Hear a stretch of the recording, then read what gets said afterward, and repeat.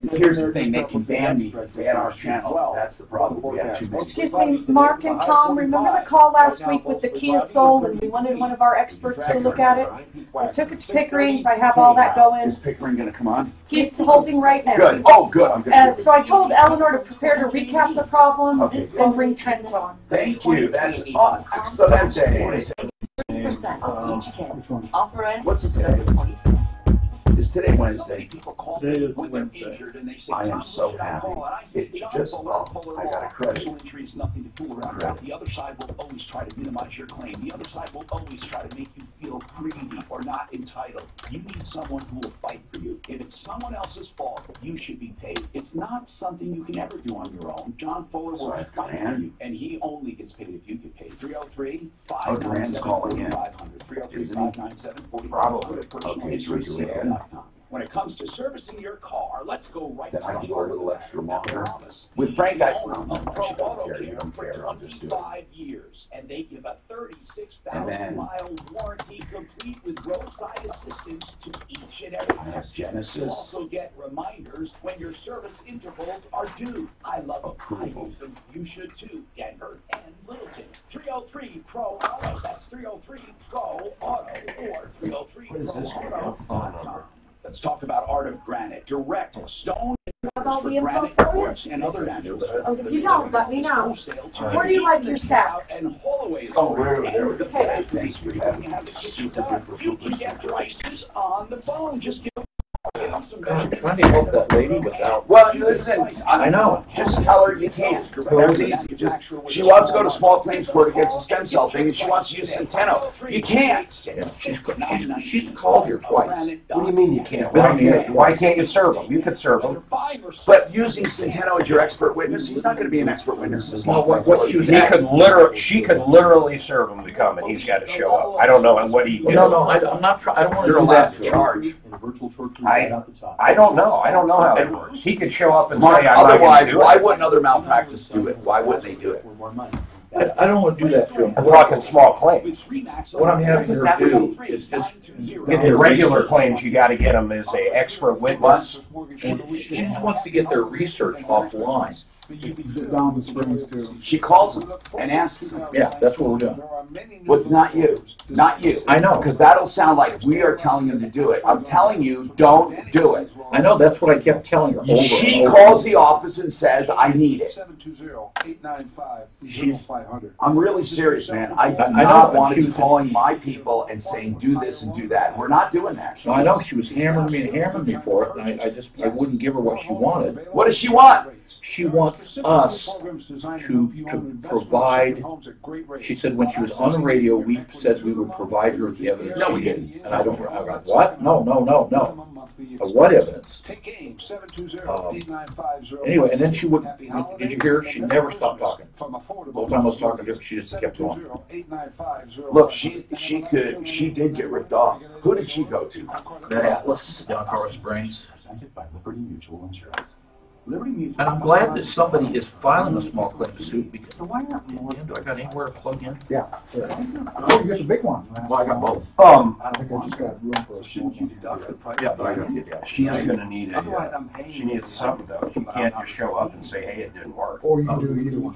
Judges are going to fucking listen to that bullshit. Say what, Mark? Well, if you had evidences where they had their stem She cells, was pumping up me for legal advice. I don't know what you mean by legal advice. How to do her lawsuit. I can give, and I always say, I can give you information, I can tell you the process, but I can't help you with your case. Hey, you've heard me talk about this enough. Budget A1 transmission and auto repair, I hope. Pass the word around. Free tear down and inspection of a transmission problem. That's if you're, if you're inclined to get it fixed. If you have a piece of junk and you're just hunting and fishing, no. But if you have a car you need and you want to use and you think you'll get it fixed, there's no obligation. Tear down and inspection free. Think about that. You get a complete estimate on your transmission. With a tear down, they remove it, open it up, show you the parts, and give you a complete, accurate estimate that they stick by. If you decide to have the work done, you still do not pay for that tear down and inspection. You save that much money. Also, If you decide to take it somewhere else, you still do not pay. If you decide to junk the car, you still do not pay. It's a great service. Budget A1 Transmission and Auto Repair on South Santa Fe, just south of Dartmouth. They'll also beat any other transmission repair estimate by 10% or $250, whichever is more. They guarantee that. 303-781-9858. 781-9858. Budget A1 Transmission. Look for them on our referral list, referrallist.com. Speaking of great auto shops, we have one online who looked at a car for us. Eleanor had a problem. And Eleanor, this problem, and by the way, just so people are listening, we're having our insurance checkups. Are the people ready now at the Insurance Help Center? Yep, they're there. Okay, Eleanor, one sec. Your policies have what's called a declarations page. Every policy has it, which summarizes your coverage. And you know what you're paying, right? If you call our help center and tell them what your Dex page says, they will tell you if you have great coverage. 15% of the time, people have very good coverage. 85% of the time, they're paying too much.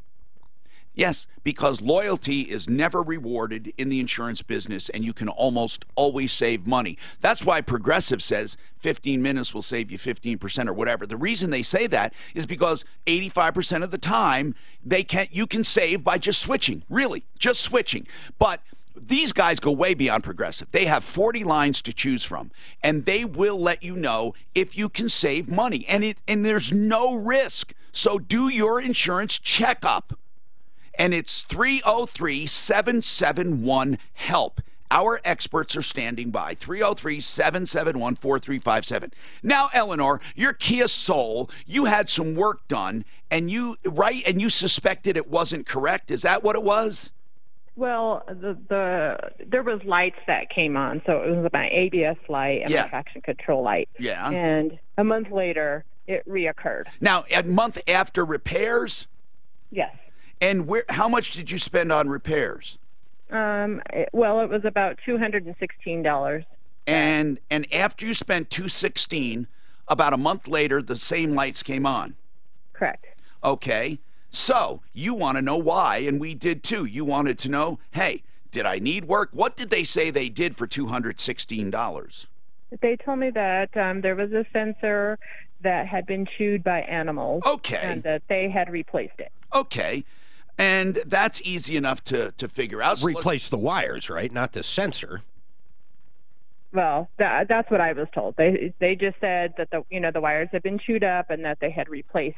I'm assuming when they said replace the whole thing. Oh, who knows? We'll find out. Anyway, Trent Pickering's Auto has been on our referral list for a very long time, and I'm telling you, they have stellar reviews. Pickeringsauto.com. Is it Pickerings with an S? Your website? Yeah, Tom, it is. Yeah, Pickerings, and it's just like it sounds. Pickeringsauto.com. So Trent, tell us about Eleanor's car from your perspective. Yeah, so not all that uncommon to hear about road. And by the way, you're our experts. You did not do that repair that she said came back. Okay, go ahead. Right. It was done at another shop, and she expressed concern because the lights came back on the same lights. Mm-hmm. We did inspect it, and there was an issue with that same left front ABS sensor. And did it look like the wires and things had been replaced, or can't you tell? No, so basically there's a sensor that has a built-in harness, and then it plugs into some wiring that goes to the rest of the car. What they did do a repair. They did not replace the sensor. I don't think they needed to anyway. Okay. But when I read the invoice, it says that they repaired the wiring. So I don't see anything wrong with what they said they did. Okay. All right. And it was hidden, so it's hard to see. So okay. I can understand that. Okay. So we found that there was actually it's a two-wire feed, and there's two broken wires. So at that time, we talked with Eleanor, and she wanted me to go ahead and investigate further. So we opened it up. They made a repair that I would say is minimum level of acceptable repair when it comes to a twisted pair of wiring for a sensor. Sure. I can't fault them for the way they repaired it. Okay. I would say that it could be done better, but it broke. So it broke at their repair, and it also broke further up the harness inside the engine bay, which wasn't part of their original repair. So this is basically falls under the category of stuff happens. Yeah. Okay. Why do you think? Is it cheap? Is it the way it's built? Or is it just weather and time? Well, he's saying that one repair could have been done better for sure. Yeah, of course, but... Yeah, the original repair, I don't see any evidence of rodent damage, but I can't see anyway. It's all been cleaned up if there was. Okay, so what needs to be done now? Design by Kia, because you don't really put that type of wiring in a wheel well usually. Yeah, bad design. What are you going to do now? So we opened it up. We found the problem. We're going to re-repair it the way that we would do it, a little bit more sturdy. Okay. Also, because they cut a connector real close, I'm going to have to get a new connector from Kia to replace it, which I'm waiting until tomorrow to get that. So we'll get it repaired tomorrow, hopefully get it all back together, and it should be good to go. Trent, thank you very much. Pickering's Auto, and that's... Trent, give your location, please. What was that? Your location, please. We have one location in Lakewood near Belmar and one location near the new Westminster Mall up in Arvada, Westminster area. Okay, thank you very much. Now, Eleanor, you're in good hands here. So, I have to say, I've been in terrific hands. They've been communicating with me. They've lent me a car that I could use in the meantime while they're fixing it. They have been awesome. You know why, and you can see why, referralist.com, why we have people like Pickering's. We just have great people. We do. We pride ourselves. We get to know them. It's not a blind list. I know them. Like I know Compass Insurance. Brian's with us. And our Insurance Help Center, you guys run some... lack of a better word, I hate to use it, algorithms, and you send out digitally all of the data, and you match them with the best price and company, right? Yeah, that's exactly right. Yep, we enter it into our system and then put it out to all the insurance companies that we represent. And sometimes, here's what's weird. It's not, if you find one company to be the lowest price for them, and they do another insurance checkup in 3 years, it could be that that company is no longer the best deal, and then you can go to another one. Yeah. But then, go ahead. Yeah, but the difference between what we do and what you would normally have as an agent is that at every renewal, we reach out to the customer, and then we advise them if where they're at is still the best Now, idea. here's the other thing I want to say. So let's say you are with a company A, you go to company B, and then years later, it's possible you could go back to company A. That's exactly right. Yep. You just shuffle depending on circumstances. That's right. In the last checkup they did for me, they found something so shocking, and I haven't told you about this because I bet they checked for you, but people out there with State Farm and stuff have no idea. What? The replacement cost of our house was under, because construction is so expensive in Colorado. If they didn't catch that and we had a full fire, we would have never been able to rebuild the house. How often does that happen? You know, I thought replacement is replacement is replacement, and just this morning I had that conversation with Brian. That's right, because replacement cost, what people don't realize is replacement cost, when they say that, all that means is that you get, if your house is partially damaged, they will pay to get the replacement cost of the home, but it doesn't mean that there's not a limit to how much they'll pay. The dwelling amount in Colorado, as we get these declaration pages in, they're way low because people have been with the same company for 20 years and they have that inflationary increase. And so if you something were happens. with State Farm for 15, 20 years, right, chances are your limit's what, $250, $300, right, and it could easily, Tom, cost $500,000 to rebuild your house. Wow. Right, and then you're sitting there, and we've seen it where people are underinsured by $200,000. So, you know, we will look at people's policies for free, which I know you do, but just to tell them if they're in line. And we can do that now when you do your insurance checkup. Look to make sure you have the adequate replacement cost. Seriously, that's... Well, yeah, we have a tool that's a replacement cost estimator that we would actually be able to run, even if people are just wanting to know if they're underinsured. We can do that. In some cases... 5-10 minutes in some cases, when people call the Insurance Help Center, their policy may have stayed the same or gone up a little, and they say, well, I thought you were supposed to save us money, and they say, by the way, you had a deductible that was 2% of home value, which would have been $15,000. Now you have a real deductible, or you didn't have replacement, now you do. Right. Or your dwelling amount has gone up $150,000 from what you had before. So 303-713-TALK. Now, to get to the Insurance Help Center, have your declarations page available or know about your coverage, and call 303-771-HELP, 771-4357. While we're on the topic of insurance, when it comes to health insurance, you know how I feel about Compass with casualty, property, business, liability, all that. Well, when it comes to health insurance, that's how I feel about Integra Insurance. They are absolutely the best. And not just that, why would you ever do it alone with health insurance? You can't. You know, they have so many options available on and off the exchange, and now is open enrollment. They called me and told me I can get better coverage in one area and saved me $1,000 a year with one phone call. So, Integra Insurance, you never pay more you never pay more, you'll never pay less. In other words, these people have the best service, and the commissions are built in. If you go directly to a company, you don't save that money. I remember one time I had an argument on the air with a guy who insisted on going direct. And he would call each and every company. And I said, why are you doing it? Oh, I don't care what you say. You will save money. And I said, no, you don't. You never. There's not one health insurance company that will say, are you working with an agent or a broker? Oh, in that case, I'm going to charge you 5% less or 10% less. It's not going to happen. 303-466-5500, IntegraInsurance.com.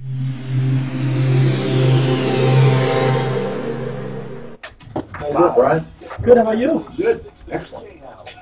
Sounds like you're busy, huh?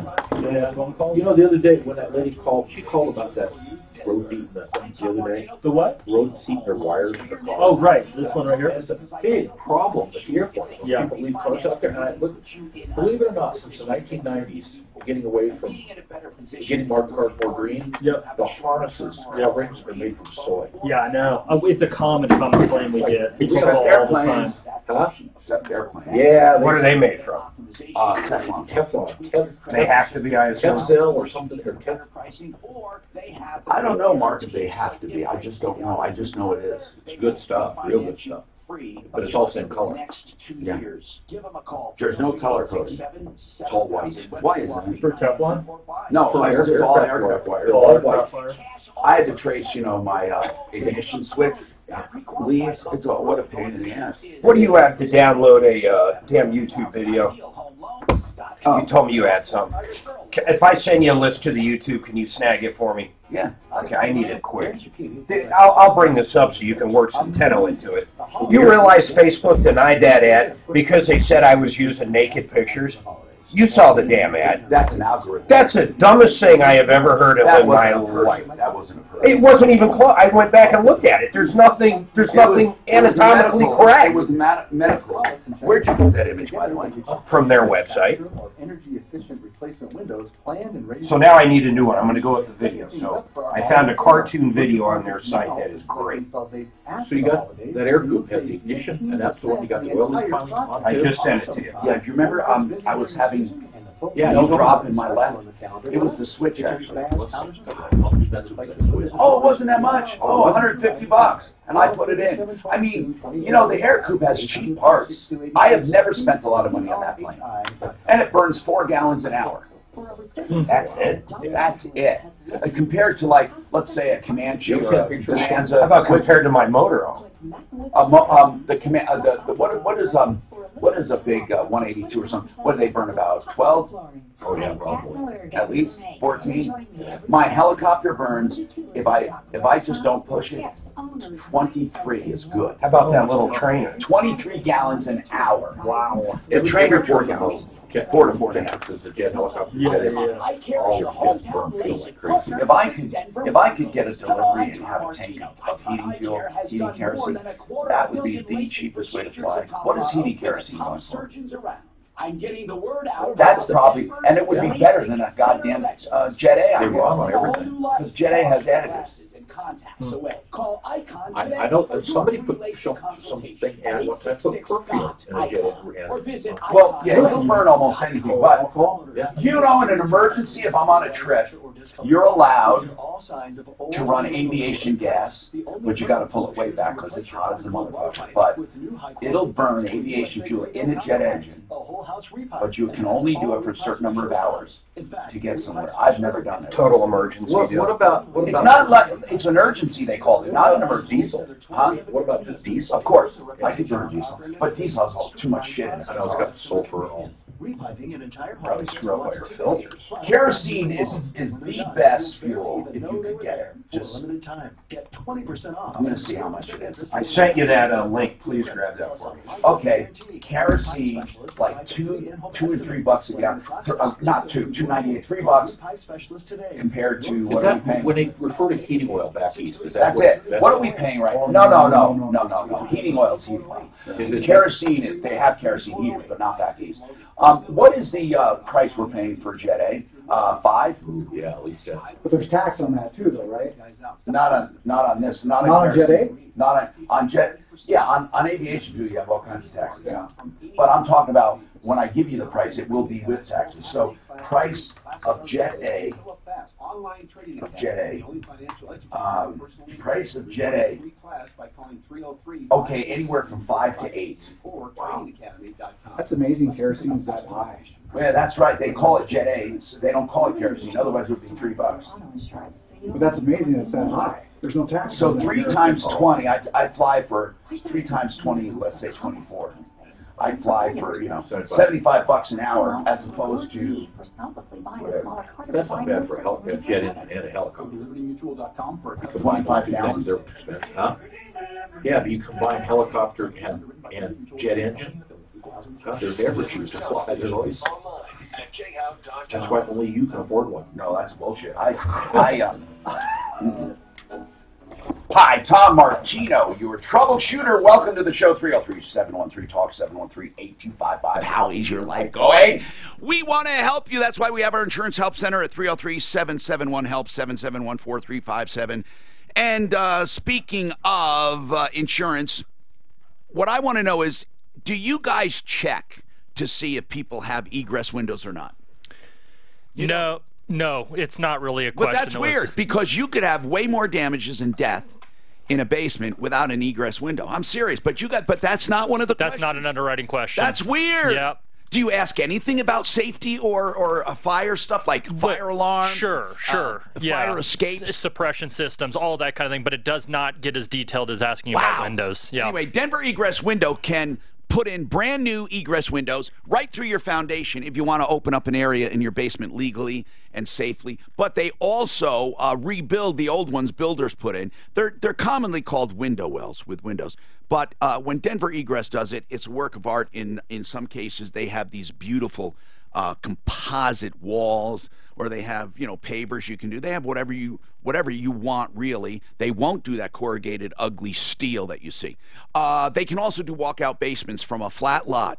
How do they do that? They terrace down, make a patio area, and it's so cool. And then they punch through the foundation, and then you of course have it finished. DenverEgressWindow.com, 720-626-4221.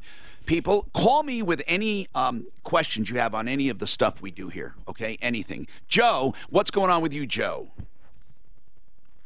Hey, Tom, how are you, sir? I'm doing good, man. What's going on with you? Love your show. Thank you. I listen, I'm in sales. I'm in my truck a lot, riding around seeing my customers. So I listen to you a bit. What kind of sales? Equipment rental. Okay. And but I just thinking with something. We have something which I think is amazing. We're a very big company, but about 15,000 people. But we have a compassion fund. What's that? The employees, like myself, that want to donate to the compassion fund, could be biweekly. Most of us do biweekly. Could be $5, could be 500, whatever. But when an employee has an emergency, say your house burns down, there's a hurricane, whatever, that fund is there, and there's millions in there, and then there's a team of 3 people that will release that money to that employee. But my point is that with what you folks do, and you do a great job of it, what if you had a link on your website where someone like myself that wants to help the community like you guys do, and most of us do, where I could do a one-time, like with my Visa or debit, or even recurring. Say it's $20 every 2 weeks, and you have a big kitty there. And, yeah, it's a great idea. No, it's a great idea, Joe. We used to have what we called the Help Center Foundation, and what we did was we had a 501c3. It was the one thing I didn't like about the C3, okay? The one thing is they held you to an accountability. Not that I care. I mean, we didn't use a penny for anything. But here's what happened. You have to give a definition of why you're established. And it can't be just we want to help people. So I had something about consumer help and education or some other. And then they question, well, why did you buy a car for someone? And I understand why they would say that, because it might look like a scam, wink, wink. Tom started a foundation to get himself a car. Even though it wasn't a car for me, sometimes we buy a car for somebody. Sometimes we help people with the deposit for a rental. Sometimes we used to help people get a roof on a house. So it was too much BS. And the IRS says, you know, account for this, account for that. So here's what I thought, and this is what I did. I started then a nonprofit at one time corporation. And what's that? That's simply nonprofit. And this stupid guy at the Denver Post said to me, you're not allowed to have a nonprofit unless it's approved. And I said, you can have a nonprofit all day long. You just call it a nonprofit, and you can have a nonprofit corporation. The only difference is that donations are not tax deductible. But don't tell me I can't do it. I can do it. He goes, well, then who's accounting for it? I said, who cares? If me and my buddies want to put money in this corporation and give it out to people, whose business is it? He says, well, somebody has to be accountable. I said, no, nobody does. I can put $100 grand in there. My buddies can put $100 grand in. And if I want to send someone to Tahiti, I can. Even my sister. I mean, it doesn't matter as long as the donors don't care, even though we weren't doing that. So then that even became a pain in the ass because you have to do tax returns every year and all that. So here's what I did. Suzanne just started an account under Troubleshooter Network. We're a for-profit corporation, but she started an account. And like any account, you're in business, Joe, you have cost of sales. So what we have is an account that when people send money, we put it in that account. And we would claim it as income if we had it because we're not nonprofit. But here's what we do. When somebody needs help, we deduct it from that account. And when we donate to that and take out from that. The point is this. It's a deduction. If we get somebody something, it's a deduction. So we are accountable to no one. We simply help people. So if someone says, I want to help that woman with a used car, they send it to us, we go buy a used car, and not one penny goes to administration because we already have the Troubleshooter Network. And nobody pays taxes because if I get $2 grand out, I make damn sure I spend $2 grand. I don't keep any money. So I'm kind of doing that, but if somebody like you donated to it, it would be weird because we don't want money at the end of the year. So we wouldn't want money unless we have a cause. So we say, hey, this woman needs this or this guy needs this. And then we try to spend all of that money for that. When we do have money left over, it's just a few $100 here and there. So, but the Compassion Fund is a good idea. What I'd like to know is it a 501(c)(3)? Do people get tax deductions for it, Joe? You know, I don't know. I mean, I see it in my check every 2 weeks. You know, it just says Compassion Fund, but I don't know the finance piece of it. Yeah, well, you know what? I think that's a great idea. I just try to make my life so simple. And God, 501(c)(3)s are difficult. They really are. And then you always have people like, you know, the Denver Post, they're dead now, but I mean, or near dead. Throughout my 40-year career here in Denver, you would have people always questioning what you do. Always. No matter what you do, they question it like you're trying to cheat somebody. And I got so tired of it. And so, you know, I just said, you know what? I'm just going to help people privately when I want to. And that's what our listeners do. When they send us money, they know it's not tax. I never say, hey, send a tax-deductible contribution. People say, I want to help someone, you know, and they help them. So, but Joe, thank you for that. That's a great idea. If there's an easy way to do this, I'd like to do it, okay? I really would like to do it. But we do have a charity. We call it a charity account. And we just simply put money in, take money out. That's all we do. We help people. Now, who's been waiting a long time here? Who should I? Okay, I should take that. Thank you. Chris and your mom, Catherine. What is going on with you guys? Well, my girls are having big problems at their school that they're going to. What kind of problems? Are you Catherine? No, my mom's in the background. She's Catherine. We're on speakerphone. I'm Chris. Okay, so what kind of problems are your kids having? They're being bullied. Sexual harassed. Yes, sexual harassed. How old are they? How old are they? They're 11 and 9. And sexually harassed at 11 and 9? By who? Teacher and student. What school? It's called Marie L. Greenwood. It's in the Montbello area. What is this Marie Greenwood school? Is it a magnet school or a what is it? It's a charter school. And it's called Marie what? L. Greenwood. Okay. How long have they been going there? They just started in August. We just moved to this area. We're new to this area and this school. So in August. Where'd you move from? We moved from the northeast Denver, like off of Aurora. Well, let's figure this out. I mean, who knows? This sounds serious. I mean, you're saying bullied and sexually assaulted or sexually harassed. I'm sorry. 303-713-TALK. Marie L. Greenwood School in Montbello. We will take the call and see what's going on. I mean, that's all we can do. It's a pretty serious thing.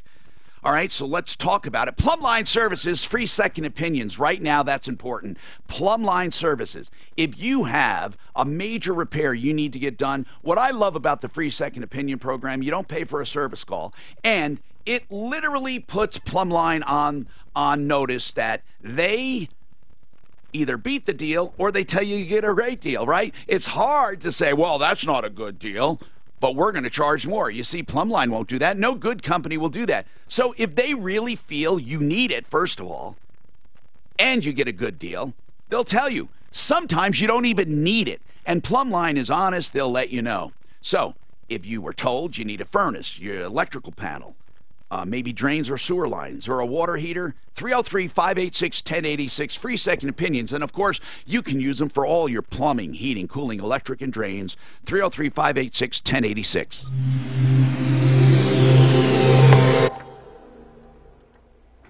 This report is sponsored by 23 and Me. There's a few slow spots in the drive across town. For the most part, you're in decent shape, though, on the highway drive. Southbound I-25 slow, south of I-70 traveling down towards Colfax. Once you get south of there, you're in good shape. I wonder how those girls are being sexually harassed. Southbound I-25, that's a bit charter school as well. I just never. Southbound 225. Do you want a still from this video or the whole video? Once you get south of 6th, you should be in decent shape. No, I want the whole video. Mostly cloudy today with a high of 45. Tonight, mostly cloudy overnight. Chilly, though. And he said it was a teacher. Tomorrow, partly sunny. A bit colder with a high of only 33. Right now, mostly cloudy and 40. With your traffic and weather, I'm Pete Wagner. 6:30. Is it on YouTube? Give the gift for everyone you love with a DNA kit from 23andMe. Yes. This holiday Yes. season, go to 23andMe.com/gift and First get I gotta go to 30% off each YouTube. kit. Okay. Offer Now I ends have to. December 25th. Sheridan Auto Tech. Good people. And isn't that what you really want in an auto repair I shop? want some on You get what YouTube. you need I when you have a need little it, and you download get it done right. Kevin Calkin, the owner, is honorable and will never sell you anything you don't need. He has thousands of loyal customers, been in business more than 20 years. 303-455-7242. Or visit him in 2 convenient locations in Lakewood on Colfax I Road, love West this download. Wadsworth, or in Aurora on Havana just south of 6th Avenue. Sheridan Auto Tech. Today is the day you break the stranglehold of addiction. You and your family can't lose another precious day to this horrible disease. If you or someone you know is abusing alcohol, prescription drugs, hard illegal drugs, or if it's a mental health issue, anxiety, depression, or trauma related to substance abuse, please know you're not alone. There's help. Call the Raleigh House today. They've established a special number there to it is. address your I concerns. gotta remember the name of this damn thing.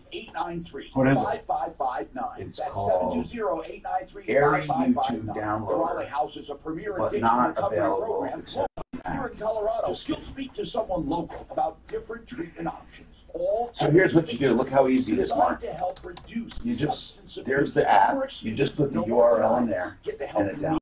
Doesn't put any weird shit on it. Nothing. Call today Nothing. for a free Here. no So I put obligation the URL here. Is that a free app? 720-893-5559. I don't know why, but it is. 720-893-5559. I put it here, and then you get to say what you want. Do we want 1080p? Do you want 720? What do you want, Mark? Seriously. You can get whatever you want. 480, 720, 1080, 4K, what do you want? I have 4K would be ridiculous. 720, it's a cartoon. 720. Okay, that'll make it faster. And then you download, and it says where do you want to download. Now look, Boom. It truly is a custom Ready? loan. You Ready? choose the term. I'm ready. Done. And they'll No, get it's done. not. Yeah, it was done. It's done. It's your mortgage, Yep, it's your done. way. All right, send it to me. Or up Dropbox it. It's 16.3 megabytes. So Dropbox it in our. You might be able to email that to me. Mortgage consultants, they'll guide you through I think you can email up to 20. Can you choose a Hey, format? you heard me. Can you choose the format on that too, Yeah, Tom? not format. It's always going to be MP4. Okay. I believe. I actually didn't try that. You might be able to do that Apple. You know what? I don't know. Could you send us the app or? No, you just go get it. It's Okay. free. It's No, send us the name of it. Or link. Okay, I will. Yeah, Because we where would you get where do you get apps for PCs? It's a great question. I don't know. Where do you get apps for that? On the App Store. App Store. The Apple App Store. Well, in the Microsoft Store. Okay, here, just look for it. It's just, right now, it's called Airy. It's just AIRY, Airy YouTube Downloader. That's it. Wow. That's pretty It's cool. and look how fast it was. Wow. I'll get it. You see what you do to him, bro? What you do? He got that big, nice room, and now he's on top like of the the world. king now, I know. isn't You think he's Hey, king? Mark. I got that for a grandpa. For a great grandpa. Yeah, but you know the guy with the kids. Oh, get the hell out of here. Does it work? Yeah, it's got 70,000 miles on it. Where'd you get it? Star Springs lady donated me. It's a battery and a tire, and I'm having it shipped to my house to do that. Colorado Rock and roll. Springs. What's his name? Went all the way down to Colorado Yes, Springs. sir. Yeah, down to Colorado Springs. Yeah. To pick it up. Yeah, they're going to give us a big break on the tow. Big break. It better be free. It's not free roll. I'll find another tow driver. Hi, Tom Archino here, 303-713-TALK. Don't forget our free insurance checkups, okay? That's 303-771-4357. It's a free insurance checkup, and most of the time we save people around $1,000 a year average. Sometimes $5,000 and $6,000. Sometimes you have a great deal, they'll tell you. But it's just an insurance checkup, no obligation, and it's free. 303-771-HELP. Okay, so Chris and Catherine have a serious thing going on here. Chris, her mom is on there who helps with the kids. Chris says her 11 and 9-year-old girls are being sexually harassed and also bullied. So I want a couple specifics here, and I of course not, I don't mean gory details, but what I mean is, Chris, what first of all do you mean by sexual harassment? Like, give me an idea of what you mean by that. They're being touched and they're being touched in appropriate places. Oh my God! Now, hold on. Did your girls tell you this? They're 11 and 9, so certainly they would be aware of it. Did they tell you this? Oh yeah, they told me. Is it always the same teacher? Well, it's actually, the teachers are more like threatening. It's the students. The teachers are threatening. Okay, so the student, is there one particular student that touches your girls? Yes, it's one particular. My daughter had to switch class. And I don't want any names, but I want to know about it. Is it a boy or girl? Boy. Well, my daughter, it's girls from me, and it's boys that's doing it. Even the teacher. How many boys are touching your girls? I mean, I'm trying to get some idea. Is it pervasive throughout the school? I mean, how many boys are misbehaving? 3 of them. Okay, 3. so there's 3 boys, and what do they do? I mean, and again, I don't want to get graphic, but do they grab them? Do they pinch them? Do they fondle them? What do they do? They grab and they touch and rub. And what do they say vulgar things? They calling them. They've been calling them racist slurs, but they just only when they do it, they don't say nothing, and they beat my daughter. Now are your girls? Stop. You said racist, so your girls are black. Yes. Are the boys black or white? White and Mexican. Okay, so you're thinking there is some racism going on too. So it is. Okay, now how do the teachers get involved here? How are they part of this? The male teacher told my granddaughter, with a shape like yours, where I come from, you'll get abducted. Oh my God! Are you kidding me? A male teacher. Now, if I'm kidding you, it ain't no God in heaven. Oh, this is a male teacher. About how old? Is he an old guy or is he a young guy? What is he? He looks about like maybe in his 40s. He also said that because my daughter was chewing gum, where he's from, kids that chew gum get beat up. And he said that to my daughter in front of me. This was the first day of school, and that's the red flag up on that teacher. Since we were on the race thing, I'm going to ask, is he black or white? He's white. Okay. So do you... And does this teacher bother both girls? Well, this is the one that's saying the things is 6th grade, so it's what my 6th grade child. My other daughter, she's in the 4th grade. You know what? I believe this for some reason. I just believe it. I believe it. It sounds... Well, we're going to... Listen, we're going to make a few phone calls during the break and more. Okay, so hang on. Meanwhile, 303-771-HELP for the insurance checkup. 771-4357. Save money, free, and confidential. Okay, I want to say, look, we got some serious accusations. We need to talk to someone. The school will do nothing. Well, the school better address it and give us a comment. Okay? And at least find out where we go for a comment. My daughter And I want to know if this was investigated and how it was investigated. So talk to them on the air. Find out if they lodge a formal complaint, who they lodged it to, and if they got any results. You're right. Schools don't do crap about it. I get sick and tired of it. Daughter Jason works in that facility I've talked about. She is the counselor for girls who are bullied. They're not just boys. I know. Well, and, you know, what do you think? This sounds credible. I didn't get to hear it all. Well, the daughter's three boys at the school. What's the name of the school? Are grabbing him and touching him and pinching him and saying bad racial things. And then one of the teachers said, with a weird thing, he said that to an 11-year-old. It's hard to believe a teacher would say that. Just hard to believe. Clint, are you going to call the school? Yeah, I'll call. Do you want to do it now, or do you want to? I just wanted to get started. All right. What did you need, dear? That's what I was coming in for, to check with Clint. I knew he was going to reach out to the mother. Did you get the name of the school, Tom? Mm-hmm. What was it? Marie L. Greenwood. Look at that pig. Look at that. What happened to it? They fucking, they made it. What are you talking about? You know, steroided it up. They did the whole bit. What is it? A pig with muscles. Fucking mutant pig. Look at this. Oh my God. Yeah, we never know with Photoshop anymore. No. This is a real deal. Look at the back. Doesn't even look right though. That's not a. Do you know that Photoshop is really? Yeah, I'll bet you that is. Hurt photography. Yeah, I agree. Mark, it's letting me email this many megs? Yeah, usually up to 20. No, look, there's a bunch of them, dude. They did. They came up with their own little mutant pig. Now look at that. How cool I bet is you that, that's Mark? some bacon, boy. I bet that shit's good. I bet it is, It man. says caution. I mean, if look at using a PC with this, it might take a lot longer. So. Yeah, right. Everything is huge on them and stuff, and because normally a pig, the backbone is way high. Look at the size of these things. Here's the muscle is above the backbone. Oh, of course, these are all in China. Muscle mutated pigs. They did. They actually developed their own pig. Let's see what it looks like. Reference to his daughter. Mark, we've already gotten 1.5 million on this repost on Facebook. Oh, on the Ford? Mm-hmm. 1.5 million. So we need to learn. There's nothing to learn. What do you mean?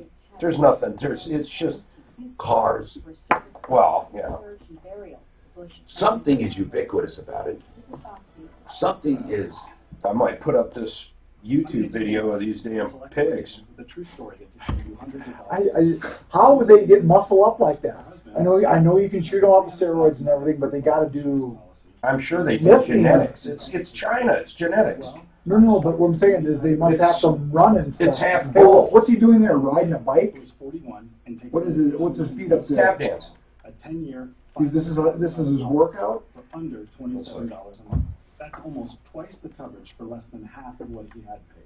It's like a treadmill. Oh, not as fake now. Why do you say that? Look at that. Why do you say it's fake? There's no way a cow is like that. Look at that. Tom, you be the judge. Is that real? No way if it's fake. Just kind of look at the... Why do you guys think that's fake? It's fucking fake. It's not fake. Why do you say it's fake? Okay, how about the pig one? Is it a bodybuilder? You think the pigs are fake? No, it's a bodybuilder. There's a whole thing of them. Here, okay, there's a video of them. Tell me if you think the video's fake. Well, actually, video would be really hard to fake. It's a gift for everyone How do you love make it with go? a DNA kit there. from 23andMe. It's a slideshow. This holiday season, If it's a slideshow, go to it's a fake. 23andMe.com Oh, it's a full gift video. and Let's get see. Oh, wait. 30% off It each started kit. over. Here we Offer go. ends December 25th. That would be hard to fake, man. Look! No, that would be hard to fake. Wouldn't you agree to that? That would be hard to fake. Look at, I mean... And it is a bright light in the community of chiropractic right now. So why? We don't want to eat muscle, though. Yeah, I was going to say, that's not a good thing for food. Why is No, the muscle is the thing. The That's fat. the fat. Yeah, That's the meat that's stuff. meat. what we eat Yeah, on everything? Well, that's why they did this. It's boiled in the fat. Yeah, I guess. But don't they like the They're fat selling as them all part of over the it? world. Well, like say, just think that bacon. It'd be all meat. There'd be no fat in it. Yeah, but that's not good. No, fat is what gives flavor. Yeah, that's not good. Well, that's what the smoking does. Or like a cow. Well, I mean, that's why people don't love elk, because it's all Look at the muscle. size of these things, man. They're huge. Shopping center in Highlands Ranch. One of the funniest shows I've seen Finally, the real deal in chiropractic. Look at that guy. That's The ridiculous. Saturday Night Live Christmas special has to be one of the funniest parts. Some of them are really good. Oh my God! Some of the old ones. Last night it was on. What was last night? Was it a new one? Or was it old ones? Well, they're all a combination of old and new. Yeah, okay. But the new stuff. What's your favorite skit? Oh Christmas my skit. God! Well, this one was new. This is new. With last night, it was. You know how they're all there doing the show, and then they revert to the old skits. This one was one they did last night or whenever it was done, and it had to do with Encounter with Santa. Oh my God! An encounter with the guy runs into a news program was saying we actually have really a confirmed encounter with Santa. One couple and one woman. And the one couple had this magical experience. And they're talking about how, they had this feeling they saw light and glow. The other woman, you could tell, was drunk. She left the bar, and then and he knocked me over the head. It's just, you could tell it sounded like she was molested, And she's telling that story about Santa, and the other one is telling another story about this magical experience. And so they keep going back and forth to the couple and then to her. And she is that woman, the funniest woman alive right now. The one who does the blonde. She does Mayor Giuliani and all of those guys. Did they do Justin Timberlake's Dick in a Box? Yes! Oh my God! Every year I die on that one. Dick in a Box. Oh my God! He is so good at singing it too. He just nails it on everything. You know what? I'll tell you, man, that show, the writers, through the years, has never let me down. Always been good. It has never. Eddie, they are so some of the old goddamn Eddie Murphys. And they know how to do. He's Mr. Rogers. They know how to do cringeworthy stuff. They just know. They just know. Hey, Tom Martino, your troubleshooter. Welcome to the only show of its kind anywhere. I am your consumer advocate, live on YouTube, live on Facebook, live across the nation on the iHeartRadio app, also live, of course, on referrallist.com. You know what else you can do? You can download us on iTunes and everywhere else on the podcast. Brian Burns is with us from Compass Insurance Group. I've had a partnership with Compass for more than 20 years. We are together, and we do insurance checkups about quarterly. That's where you call in. And free of charge, they will look at your Dex page, and they will tell you if you have good coverage or if it can be improved and if you can save money. About 85% of the time, we save a lot of money. Now, here's the deal I want to say, and this is very, very important. You can call anytime. You don't have to wait for our insurance checkup, but this is what we do as a formality. This hour brought to you by Fix It 24/7. perhaps one of the best companies I know. You know, Excel Roofing, I say, is one of the best companies. And when I say that, I'm not just talking about the service they do. I'm talking about the culture they inculcate throughout the organization. You have, you know, just good people wanting to do good things, and they love their bosses. They love the structure, and they're all just working together. And Fix-It is one of those companies. Fix-It 24/7. And they have right now the famous $39 service call to find any problem. Plumbing, heating, cooling, electric, and drains. $39 no matter how long it takes. Listen, I think where they lose most of the money, in my opinion, is the electrical part, because that can take hours, and you might have an outlet, you know, or something. But in it, well, then maybe it wouldn't be hours for that. But it can take hours, and the parts with electric they're not that expensive. But anyway, you let them worry about that. If you decide to have the work done, they credit you the $39. If you don't have the work done, you only pay $39. If you do have the work done, it's the best value you'll find for the same products and the same service. And they always do something extra. Fix It 24/7, 720-526-3939. 526, that's 720-526-3939, fixmyhome.com. Okay, so we have 4 stolen cars that a guy found. Did he find all 4 of them? That sounds weird to me. It's crazy, Tom. Let's talk to him. And then we're working on that other sexual harassment and also that bullying thing with this one school in Montbello called Marie L. Greenwood School. Hey, Joe, what's happening? Hey, how you doing, Tom? What's going on with you? Are you like a stolen car finder? No, it's just a regular person. Situation in my neighborhood. What happened? So we have this gentleman that likes to steal cars. Then he's not a gentleman. He's a car thief. He likes to steal cars. So one dealership, 2 different locations. Wait, does he do you know this guy?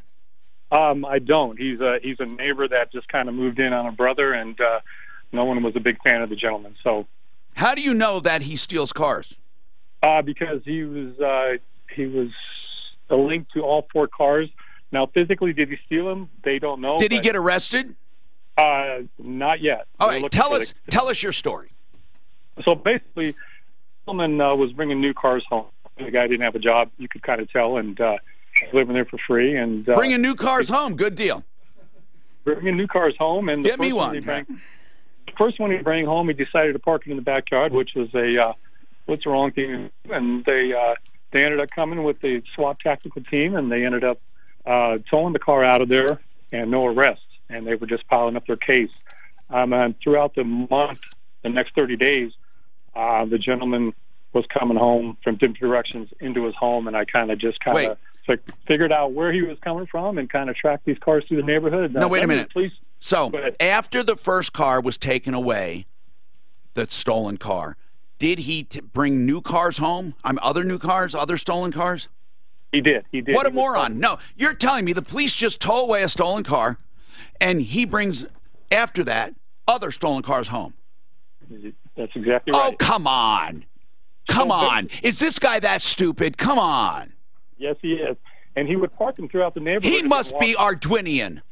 Yeah, well, now, the reason I say that is you can offend everyone in the world with all the jokes about stupid and smart and morons and this and that. So I made up my own ethnicity so I can make fun of it.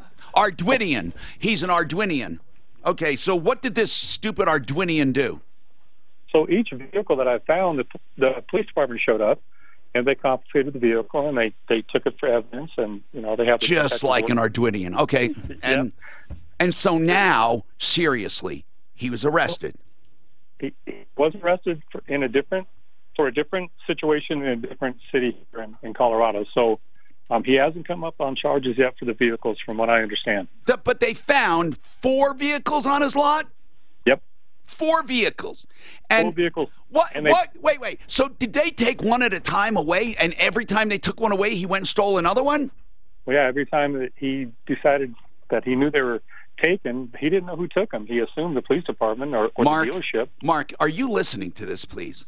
This guy steals a car, takes it home, parks it, the police come and get it. Somebody must have told him the police came. Was he there when the police came? No, because what they would do, like I said, he'd park them throughout the neighborhood, so I tracked him down. Oh, throughout. Oh, okay. So that he wasn't putting it in his driveway. So not quite as stupid as an Arduinian. Okay. Well, no, pretty good. They'd park him in the garage. They'd sit him out front at night, and suspecting no one would see him. But in due time, everything caught up to him. Now, you know, for short, we call them Arties. Go ahead. The problem I'm having is at the dealership, we decided to come up with kind of a reward situation for me. Who did? Who did? You want the name of the dealership? Or? Yeah. So Ed Bozart, 2 different locations. So did this guy steal all of those cars from him? Total of 4 cars, 2 at each location. Think all about new. That. All new. So hold all on. New. Now I got to know something. You worked, since you were doing this, you talked to someone there and they worked out some kind of reward and they said, hey, if you keep doing this, we'll do this for you? Well, they were very appreciative, and they. I understand, but how did you help? First of all, what did you do? You didn't help with the first car, right? I've helped with every single car. All right. How did you? The very first car. What was your hand in that? So basically, I tracked down. I saw the sticker on the dealership location sticker on the vehicle. And then you're the one that called the police to come and get it. We made the police report with the dealership. I see. So the very first car that was taken away and discovered and recovered was due to you. Yes, sir. All of them were. Then after that car was taken, you found another one, or did you find another 2? Give me the details. I found another 3. All at once? Different times. So he would get one, figure out it was gone. He'd go get another one. Okay. So each time you would call the police and say, I found another one. Yep, because the dealership would tell me, hey, if you see a certain car, here's the description, let us know. Okay, because they knew they were stolen, and they suspected it was the same guy. So did you talk to the dealership after the first one, second one, third one, when? Yep, on all of them. No, when did you make the deal? After the first car, after the second? First car. When you helped with the first car, they said, by the way, what? Tell me how that went. So I thought, hey, I'm finding your cars. Is there any way I can get compensated? No, you were only finding one car. So I don't see. I'm suspicious of you now because of what you're saying. Seriously, no. If one car was recovered and you said to them, oh, by the way, if I find more, that sounds way, way weird to me. What did you say to them that led to this agreement? That's why I'm asking you. No, I totally agree with you. And what did you say to them that initiated some kind of a reward system?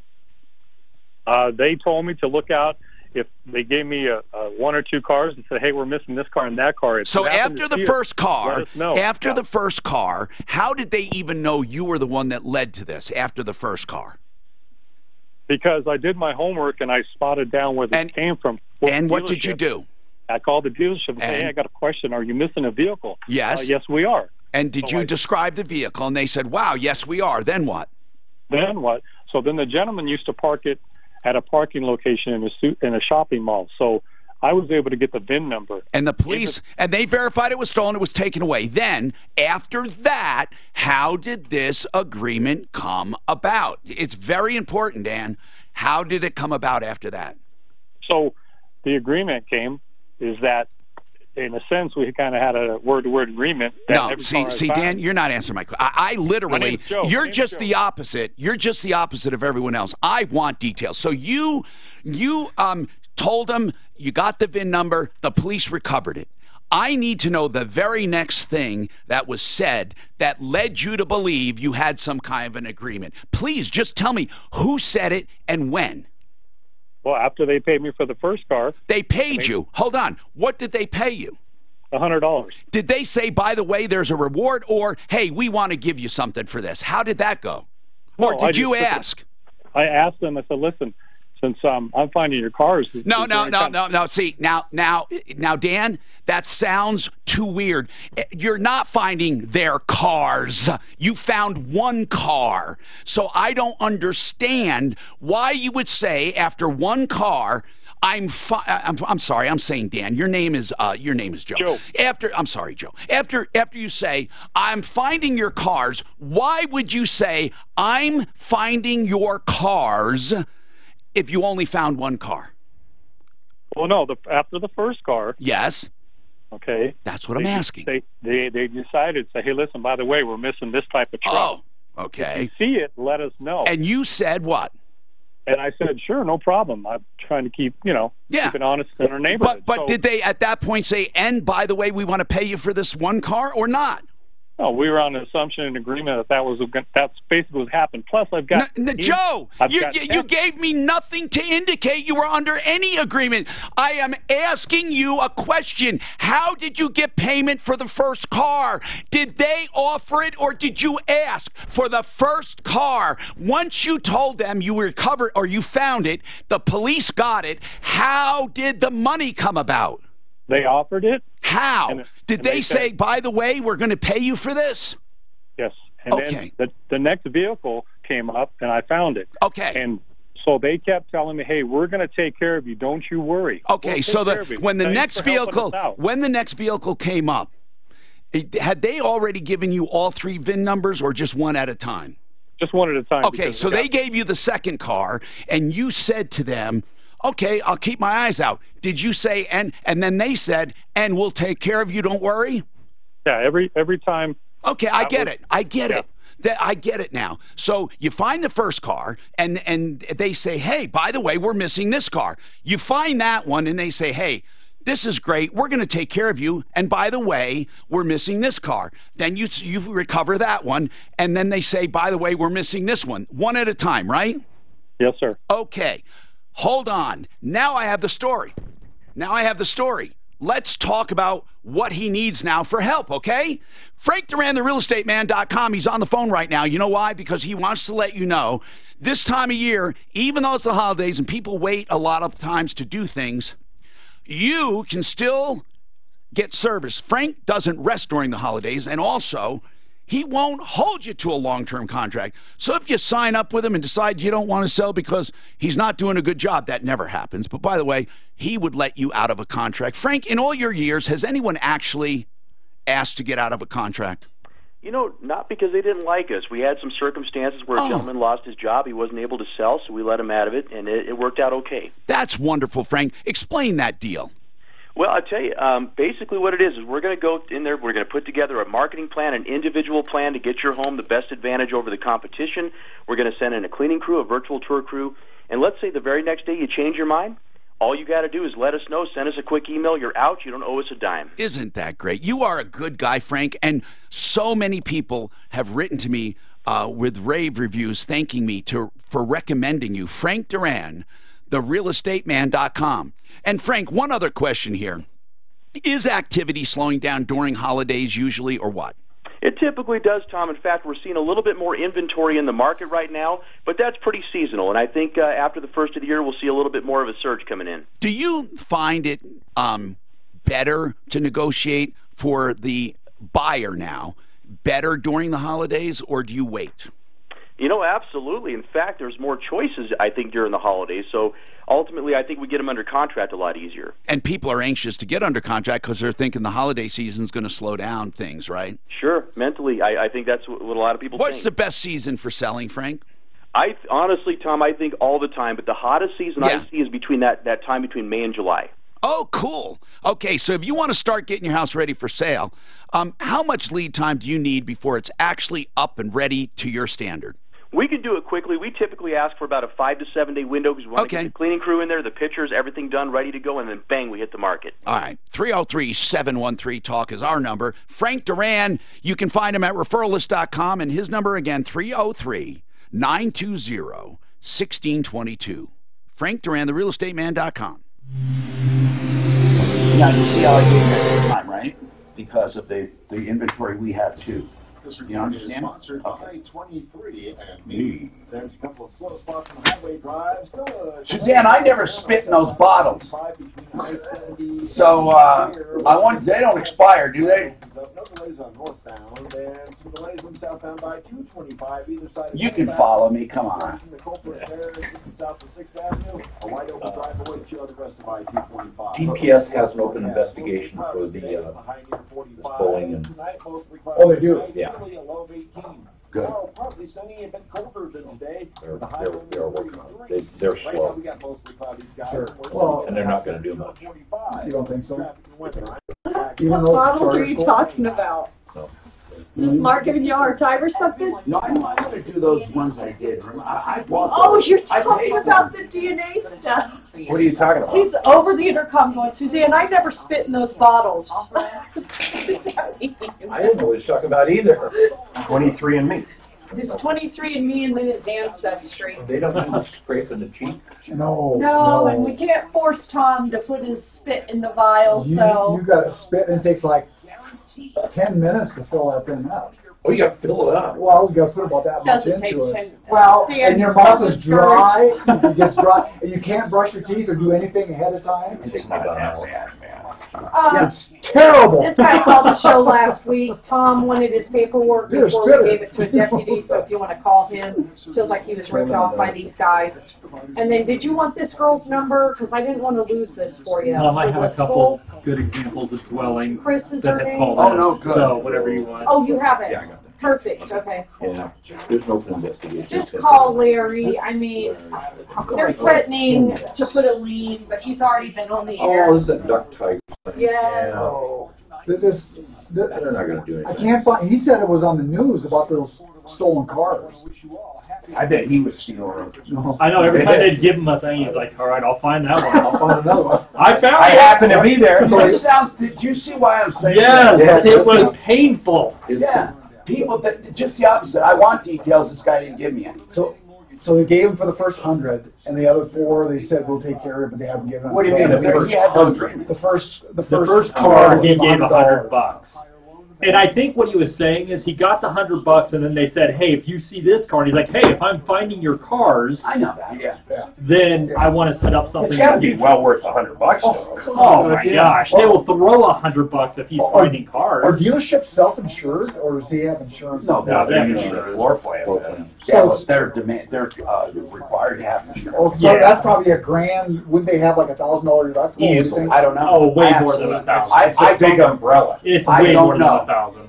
Oh yeah, he's Way the one more that than has. 1,000. He's the one that has. Yeah, because And it's only the lender that requires. I mean, technically, if they're not on the road, you don't have to insure them. But that would be. They're probably it's probably everything under one umbrella, like for hail. But then there's a $5,000-$10,000 for each one. No, not for each one, just to dip into any of them. Oh, right. It's usually a percentage. It's like, because it's exactly like what you said, it's a hail issue, and so if hail comes and damages 20 cars, they're going to have a 10% deductible, which is going to end up being big bucks. But that's 10% of total damage. Right. But that's one event. This is one event, and then another event, and another event. That's right. So, and they're expensive events because it's the cost of the vehicle. So the $100 is a gold. I mean, that's great. Right? Oh yeah. These are $50,000 cars. He's probably doing it. They're like, you really don't think this guy's? No, at first I thought he was. No, what he was doing. You better get more than $100 to He make was this watching worth him his come time. home, and he seen where the direction he come from. That's what I talked to him. Why would anybody steal a car then just hide it in a fucking neighborhood in a random place? You're exactly right. And then he gets taken to do it Because again. he's in cahoots. Okay, I want you to bring it For up. $100. What other reason would he do it? Who would steal a car and just park it in a Do it after neighborhood? we talk about the reward, okay? I don't. I want you to get really obnoxious like school. He barely Yeah, gets you're not obnoxious. nearly as obnoxious today. No, he Come on. I'm working on this. I'm so pissed off at this Facebook ad, I can't tell you. They come back and they tell me it's because the guy's naked. Have you ever seen, like, on a paramedics, the little snake or whatever it is, and then the guy like this? Yeah. It's the guy. And so it somehow views that as being a naked. He ain't hanging. He ain't doing nothing. There's no pictures of anything. Porn. Sounds like porn. I'm Tom Martino. Welcome, Icon Eye Care. The name says it all, right? Icon Eye Care, and they are an icon in the industry. If you want LASIK, you won't find it for less cost, it's wonderful service. When I say cheap, I'm talking about the price. Oh my God, I can't believe how they do it. They were the first low-price LASIK eye clinic in the country, or one of the first, like $400 an eye. How do you do that? And they're still doing low-price LASIK. They do all eye health, and they do, of course, cataract surgery. And again, I say this for the few that want this, for those who want cataract surgery, if you don't have cataracts, why would you do that? Because you want new lenses. Why would you want new lenses? Because up till now, you couldn't get new lenses without having to choose near or far vision. That's what all cataract patients did. They chose near or far and then would use glasses for the rest. Now, you can get lenses that focus. So, my lenses focus. I have 20/15 vision. I don't need glasses. My eyes will never deteriorate from that. And it's clear, beautiful vision. And I'll never get cataracts in them. IconEyeCare.com, 866-GOT-ICON. So I asked Mark. He has glasses, had them all his life. Why don't you get this done? A lens transfer. I asked him.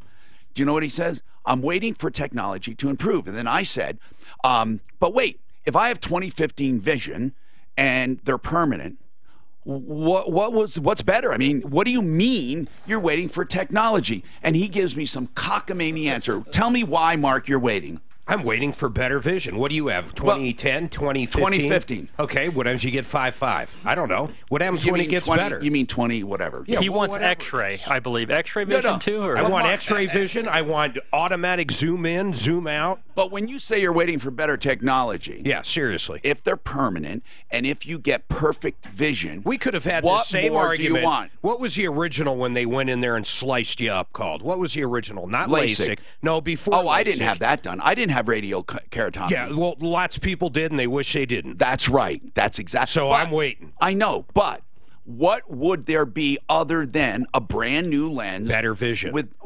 Better than what? Better than perfect? Literally to where maybe if you look down or look at a certain angle, it will zoom in. I wasn't kidding you. Why do you find that so crazy? Because I would hate having bionic stuff. Why? Like that. That would be weird. The batteries went dead in my eyes. I can't see. I don't know. So I think with the more technology, see, these are simple. There's nothing. They're not powered. They're just simple, whatever. They're silicon lenses, whatever. If I had cataracts right now or something, absolutely I would get it done. I've got no purpose. I wear glasses right now. It will get better. What has not gotten better over the years when it comes to eyes? No, but I understand. But what would be better? There would have to be, like you said, some additional feature. Yeah, an additional feature. Because better lens, when you get perfect, it's perfect. I mean, if you have an alignment machine that aligns a car perfectly, a better alignment machine would do it faster, or a better alignment machine would do what? Cheaper. But with eyes, if you have perfect vision, what would you wait for? He's saying some kind of enhancement, like zooming, or I don't know. But zooming. I don't know. 303-713-TALK, 713-8255. Dave, by the way, Joe, we're not done with you with the cars, the stolen cars, but Dave has a home insurance question, and since Brian Burns is here from Compass Insurance, by the way, our insurance help center, 303-771-HELP. Go ahead, Dave. And they're doing comparisons, and we have some, and you can get a free checkup by calling. What's your question, Dave? Well, by the way, I have been with Brian's company here for the last 2 years, and they're great. My question, I don't know if Brian does Medicare. My wife is on Medicare for disability. She turns 65 in February, and we're wanting to know, will she have to do something different for her Medicare than what she currently is doing now? What is she doing for her Medicare now? Well, she's on disability. On SSDI? Yeah. Okay, when you're on SSDI, and you start taking Social Security benefits, you just go on Social Security. Okay, well, she's on Social Security now, and I guess maybe that will just go to regular Social Security. Yeah. But does her Medicare... But wait a minute. How old is she? She's going to be 65. So she was waiting to take regular Social Security. She didn't take it at 62. Right. She went on disability. I understand that. SSDI, right. Yeah. But she also took Medicare at the same time. Well, most people on SSDI get Medicare. Right. And so nothing really changes for her. Okay. So once she turns 65, Medicare, it just continues for her. Technically, you still have to, I know this sounds strange, but you still have to sign up for it. She still has to register and all that, and it will be regular. It's as if... Right. One hand doesn't know what the other's doing. So, yeah, she would pick her Medicare plan and all of that, just the same. Okay. But she may be eligible. Once she turns 65. Yes, but her supplement, she might be eligible as her supplement for Medicaid. Oh, yeah. Okay. No, I don't think so. Okay, because of income. Yeah, right. Okay, well, because of income, then she may be. You know, wait. If she has income, how is she on disability? Because disability, you don't get disability if you have income. Oh, because it's our combined income that we get. Yeah, but her income. What's her income? Well, we filed jointly, so. Okay, because what I'm saying to you is she better not have any income, because the whole idea of disability is you have zero income. You can't make money. I mean, there's a tiny amount you can make. Well, I disagree, because there's investment income. Okay, I'm not talking about not regular income. I'm not talking about investment income, but I don't know. By the way, I don't know that. If you have disability, actually, I've never actually explored that. You're telling me you can get disability if you don't have W-2 income because they don't count investment income. They only count wages. Right. Because she couldn't work anymore. Huh. When she had her disability. I mean, you're probably right. I mean, I don't know. I really don't know. I found that odd. I do know what I found odd, though. With Medicaid, let's say Medicaid, if you have $1 million in the bank or $1 million of equity in your home, you can still be eligible for Medicaid. Because it goes by income. Yeah. I'm not talking about social services Medicaid. I'm talking about Medicaid as a substitution. So I'm not sure we got the question, Dave. Did you get the final question you had? Does she have to do anything? Hold on, Dave, though, because I have John with Integra Insurance. John, good morning, Tom. Good morning. Very quickly, I just need to ask you. When you go on Social Security disability, and I know you guys don't do this, but I just need to know because you're always in that space, do you know if they count investment income against you? I know that you can't work. You know, you have to have a disability, not be able to work to get it. But what if you had investment income coming in every year, big amounts? Would that make you ineligible, do you know? I don't think it would. Okay, and with Medicaid... Tom, you can work when you're on SSDI. They just limit your income. Oh, they severely limit it, right. Up to about $17,000 or something. And so when his wife turns, he's right here, when his wife is on SSDI right now, and she's turning 65, does she have to do anything special, or will she automatically get Medicare? No, at that point, it become another qualifying event for her. So she'll have to apply for Medicare, of course. Okay. But then she could go get her SUP, whatever she wants to do, because she's just now turning 65. Okay, Dave, so thank you very much for the call. I hope that answered everything. Okay. I think so. Sure. 303-713-TALK. We're going to come back and look at some examples of money people are saving by calling our insurance help center, and I think you'll be shocked. Now, another thing. We were talking about Icon Eye Care and new lenses. How about having new Revitalized Health with Revitalized Health? They do hormone optimization. Revitalized Health. Now, you probably think, who is that, Tom? They do BioT treatment. They do microneedling for your face. They do Botox. They do Juvederm. They do fillers. But they do something better, which is stimulate your own collagen so you don't need fillers. And by the way, you probably know them by the more common name I gave them for the website, thehormonebros.com. Ken Carroll and 470. Three brothers run this clinic. You will love the laid-back, casual feel. They're very professional, but they're not stodgy. We love them, and it's thehormonebros.com. Here, look at your email. I sent you a link. You can buy them right now. What are they? Enhanced telescopic contact lenses. Really? Yep. What do they do? You can zoom in 3 times. They show you everything. I don't see it. So if they have them in the contact lens, they're coming in damn. Are they battery powered? I mean, how do they work? Bluetooth signal? I mean. So a person collecting SSDI can have any amount of income from investments, interest, or spouse's income. It shows you exactly how they work. They're diffractive. And I think here it says you can make $11.80 a month. Oh, there it is. Okay, hold on. Mark, you ever see Black Mirror? Yes, I love Black. Did you see the one where the eyes like record everything? Yeah. That's what makes me think of it. That's what you're waiting for. Well, I don't know about the recording part. Really, zoom in and zoom out is what I'm waiting for. Well, you can buy the lens now. How does it zoom in and out, though? Do you know? I didn't read it. I want to see through those clothes. Transmissive diffractics. No, but how do they tap it or what? That's a great idea. Transmissive. How do you get the zoom? I don't know. Yeah, like you push a button or something to make it happen, or you squint. Because remember George? He could squint and he was spotting those raccoons. Contact lens that, when equipped, gives you the power to zoom almost 3 times. Everything you do in the kitchen, in the bathroom, free. As you can see in the photo above, the telescopic contact lens has 2 very distinct regions. The center of the lens allows light to pass through, providing normal vision. Right.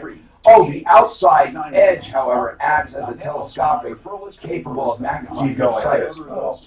This is about the same as looking through, one of these things. Okay, for comparison, a pair of bird watching binoculars, blah, blah, blah. Okay, just give you an idea. But I don't know how you, so I guess you have to look like maybe like this to zoom in. Just be bifocal contact. See, that's what George was doing when he started exactly. It's not a digital zoom or something. It's just like a magnifying glass. Not yet. Hey, they have stuff for blind people, people that are, not just legally blind but can't see. They go right into your optic nerve, and it gives you an impression in your head of the outline of that person. That's getting pretty sophisticated. Jordy on Star Trek.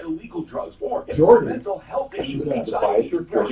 Oh, that's his name? Yeah, Real quick, this is good. Apparently some lady in the Springs had no heat yesterday, and L&L Heating and Air from our office, he was down in the area, so Dylan, he gave that woman a furnace for free, so can you bring them up for a man. I thought they said that guy was actually bleeding out his nose and stuff, and was getting carbon monoxide. Daniel, I wasn't here yesterday. He was I don't even know what happened. He was heating them by having the oven open.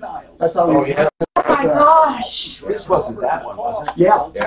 Free, no obligation consultation. Electric oven. 720-555. They didn't say that, but I thought he said he was, call today. at some kind of plus. 62 and older. Are you by the way, feeling as financially secure as you'd like to? You have your electric oven on 400 Are degrees. you retiring And you or open the door, experiencing you a can life change? open And do you house. own your own home? Okay. Then Or you close the consider door. a reverse mortgage from American You're making a Financing. Oh, yeah. Reverse mortgages are loans that Well, especially if you open the door and you have a fan in there to circulate the air. possibly losing your home if you pass away. Same amount of energy that's in the stove, it just Well, it dissipates, but remember that stove is also insulated. Oh, big time insulated. Yeah, but eventually the heat has to come out. What do you mean eventually the heat has to come out? Eventually you'll freeze. What do you mean by that? Somebody proved this to me one time. No, I got a similar one.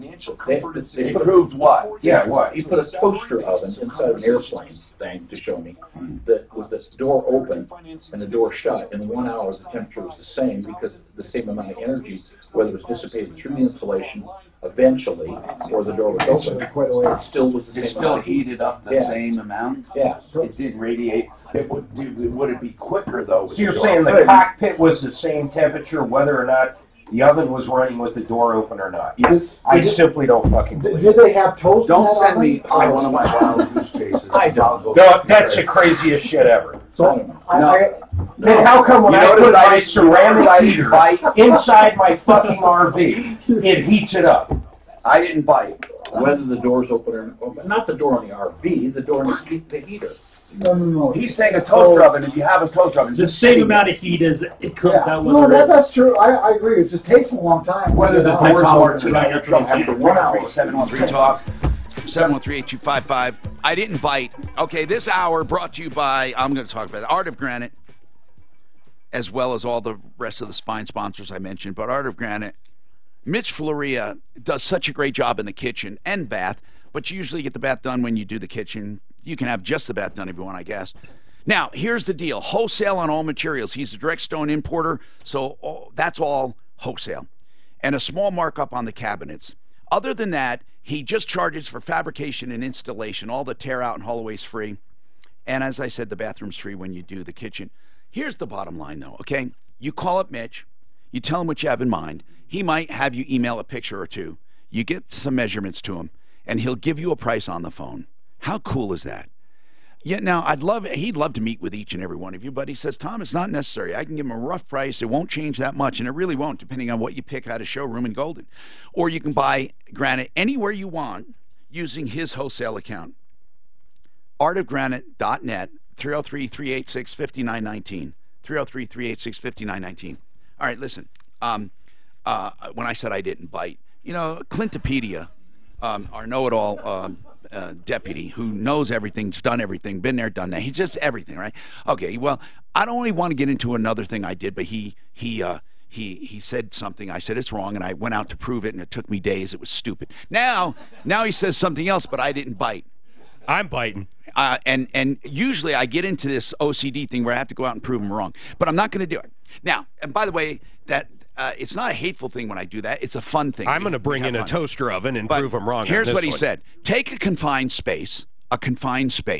Okay, now, he says if you take a toaster oven and now small confined space. If you take let's say a fictitious phone booth, and you take a toaster oven and you turn it on, or a cockpit of an airplane or a car, and you turn on the toaster oven with the door closed at, you know, like say 400 degrees or whatever degrees, and then you take another car or another space and do the same exact thing, the same space, same oven, but you put it on 400 the same, but you open the door. He says in those two situations, in 1 hour, they will both have the same internal temperature due to the radiant heat.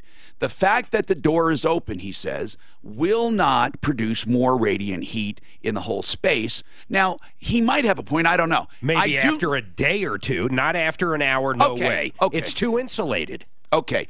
I see what you're saying, Mark. Then the argument, whether it's an hour or a day, then the argument is still the same. The same amount of energy is going to be released, but how long will it take to radiate? That's the only argument. You're not arguing that it will radiate the same temp. It could be a week. Okay. So, yes. Okay. I guess he might technically be right. I don't think Clint is tied to the 1 hour thing. I think the point he was making is energy is energy is energy.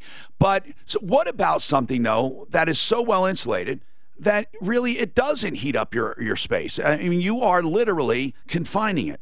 Are you saying there? How about a refrigerator? A brand new, beautiful refrigerator. Will it? Isn't that pretty damn insulated? It's not going to cool down the cockpit. Never. No, I'm not saying that. If anything, it'll heat it up because that's right. Because the compressor's on the outside. Yeah. Well, I'm saying something I'm saying something that well insulated, though. Yeah. Something insulated like that. Yeah, that's why people open their oven door to heat the house. And speaking of that, that's what happened. That's how we got to this story. Anyway, who's the lady? What was her name? I don't know. I wasn't here yesterday, Tom. No excuse. She called and she said, I'll ask Dylan about it. But anyway, she complained of no heat. The guy was using an oven to heat. He was in dire straits, not a lot of money, nothing. Dylan, can you explain, before you tell us what, we asked you to go and check it out, can you tell us what the situation was? Well, yeah, so when I got there, he definitely was using the oven to heat the house. And who is he? Can you explain the situation to us?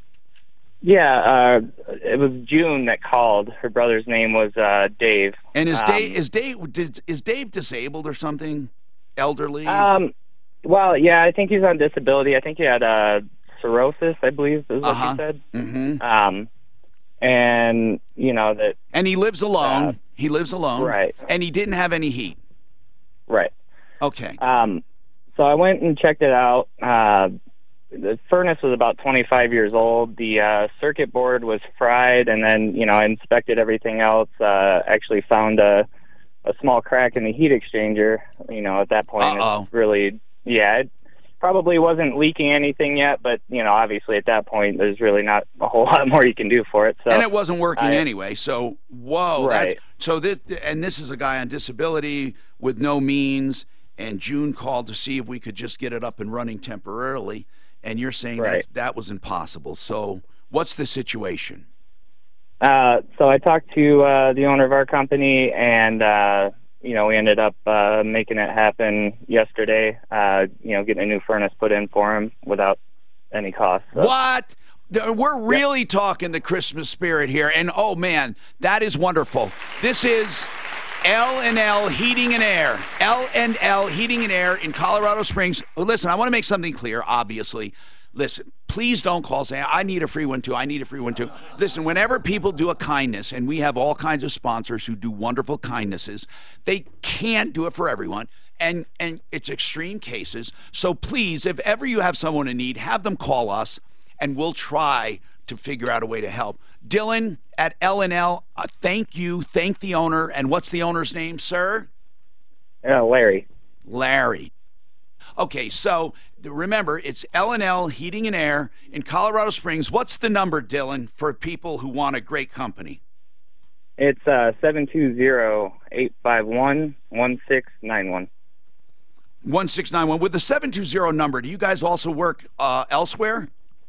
Yeah, we're just getting into the Springs, actually. We're based in Parker, Colorado. So. Excellent. Thank you very much. Based in Parker, Colorado, and that's L&L Heating and Air on our referral list at referralist.com. Going into the Springs as well, 720-851-1691. We love having people help people. That's what my concept was when I started referralist.com. I remembered why I'm waiting to get my eyes done, by the way. And we'll talk about that. Now, we will go back to that, but I need to take a break. So here's the deal. Joe, we haven't forgotten about you. We've been discussing this, okay? Mark has some observations as well. He found 4 stolen cars for Ed Bozarth, and he was rewarded for one. He's kind of ticked at that, and we'll find out why, okay? Coming up, we'll find out why. 303-713-TALK. Sure. You know, Mark? Yes, sir. I don't think that old toaster oven you had in there was insulated. Well, any toaster oven's insulated. Just slightly. Well, slightly. I don't know. Well, so you don't burn. So you don't burn. Huge insulated. That's slightly. That's not slightly. Metal around a fire is slightly insulated. You set a toaster oven at 400 degrees. I bet you it would burn people. It's not even 75, 80 degrees right next to it outside of it. That's huge. Right next to it? Right next to it. Speaking of, Mark, on our toaster oven, I lick it. There are some cheap ones though. Yeah, I've had one where it will, you can't touch the outside of it. It's hot. Right. Well, I had one the opposite. I had one you could put in the freezer. Listen, man. I put ice cubes on mine, and they stay cold. They make it more cold. That's a horrible. It's just horrible. Your whole thing is horrible. It's horrible. It doesn't do it. It's wrong. I'm going to pull a Tom and go buy a toaster oven. I had to prove it to me too.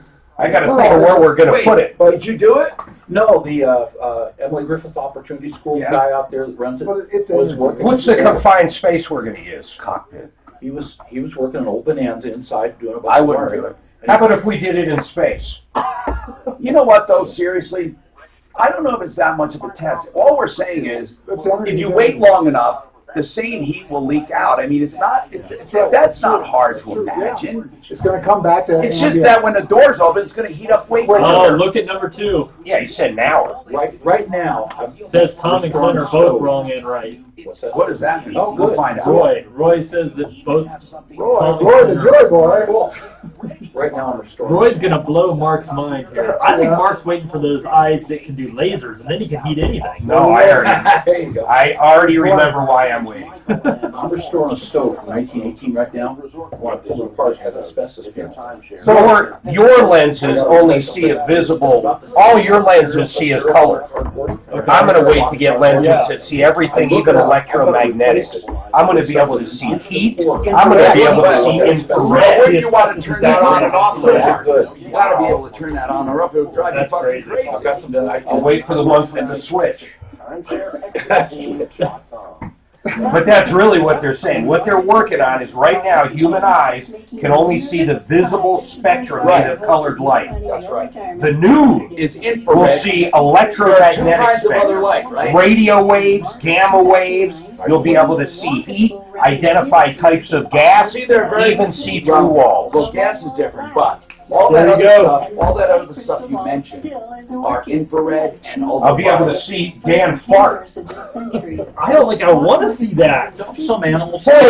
Maybe. A lot of animals see past the spectrum we see. Let's prepare a personalized retirement program. Elephants are known for their vision. Just for you. Dogs are almost colorblind. Totally colorblind. How do they know that? I've always wondered that. Did they like implant some dog eyes? No, I'm sure they would try to do tests of train them with different colors. Then okay, back in the day there was white dogs or black dogs, whatever they call them. They used the difference between black people and white people. How the hell's that? They said they're like a colorblind somebody from red green who can't tell red and green. Almost like a gray. Right. But like they can do like blue. Do you think dogs are colorblind? Somewhat. Or not color? Only see black and white. No, that's not true. How do they do that test? They took a German Shepherd's eyes. I heard how they did. Put them in a cock. Weird. To be able to tell that they don't know color? Is that what you're saying? What do you think? I don't even know what else they hit trees under a certain color. Okay. They hit trees under a certain color only, and would mix them up. But first I think they treated the dog with whatever color. That's all they treated it with. All the others were empty. And when he touched it, boom. But then when they moved it around, I'm not sure what the result was. Either he could or couldn't find it. So but it was about color blindness, because the dog would go to, and he couldn't smell it. There was something they did about the smell. But somehow he either could or couldn't see the red, but that's how they did it. They found on my dog. So are they colorblind or not? Somewhat. Like a person who has red, green. That's just it. Who knows? That's all they know. They train them.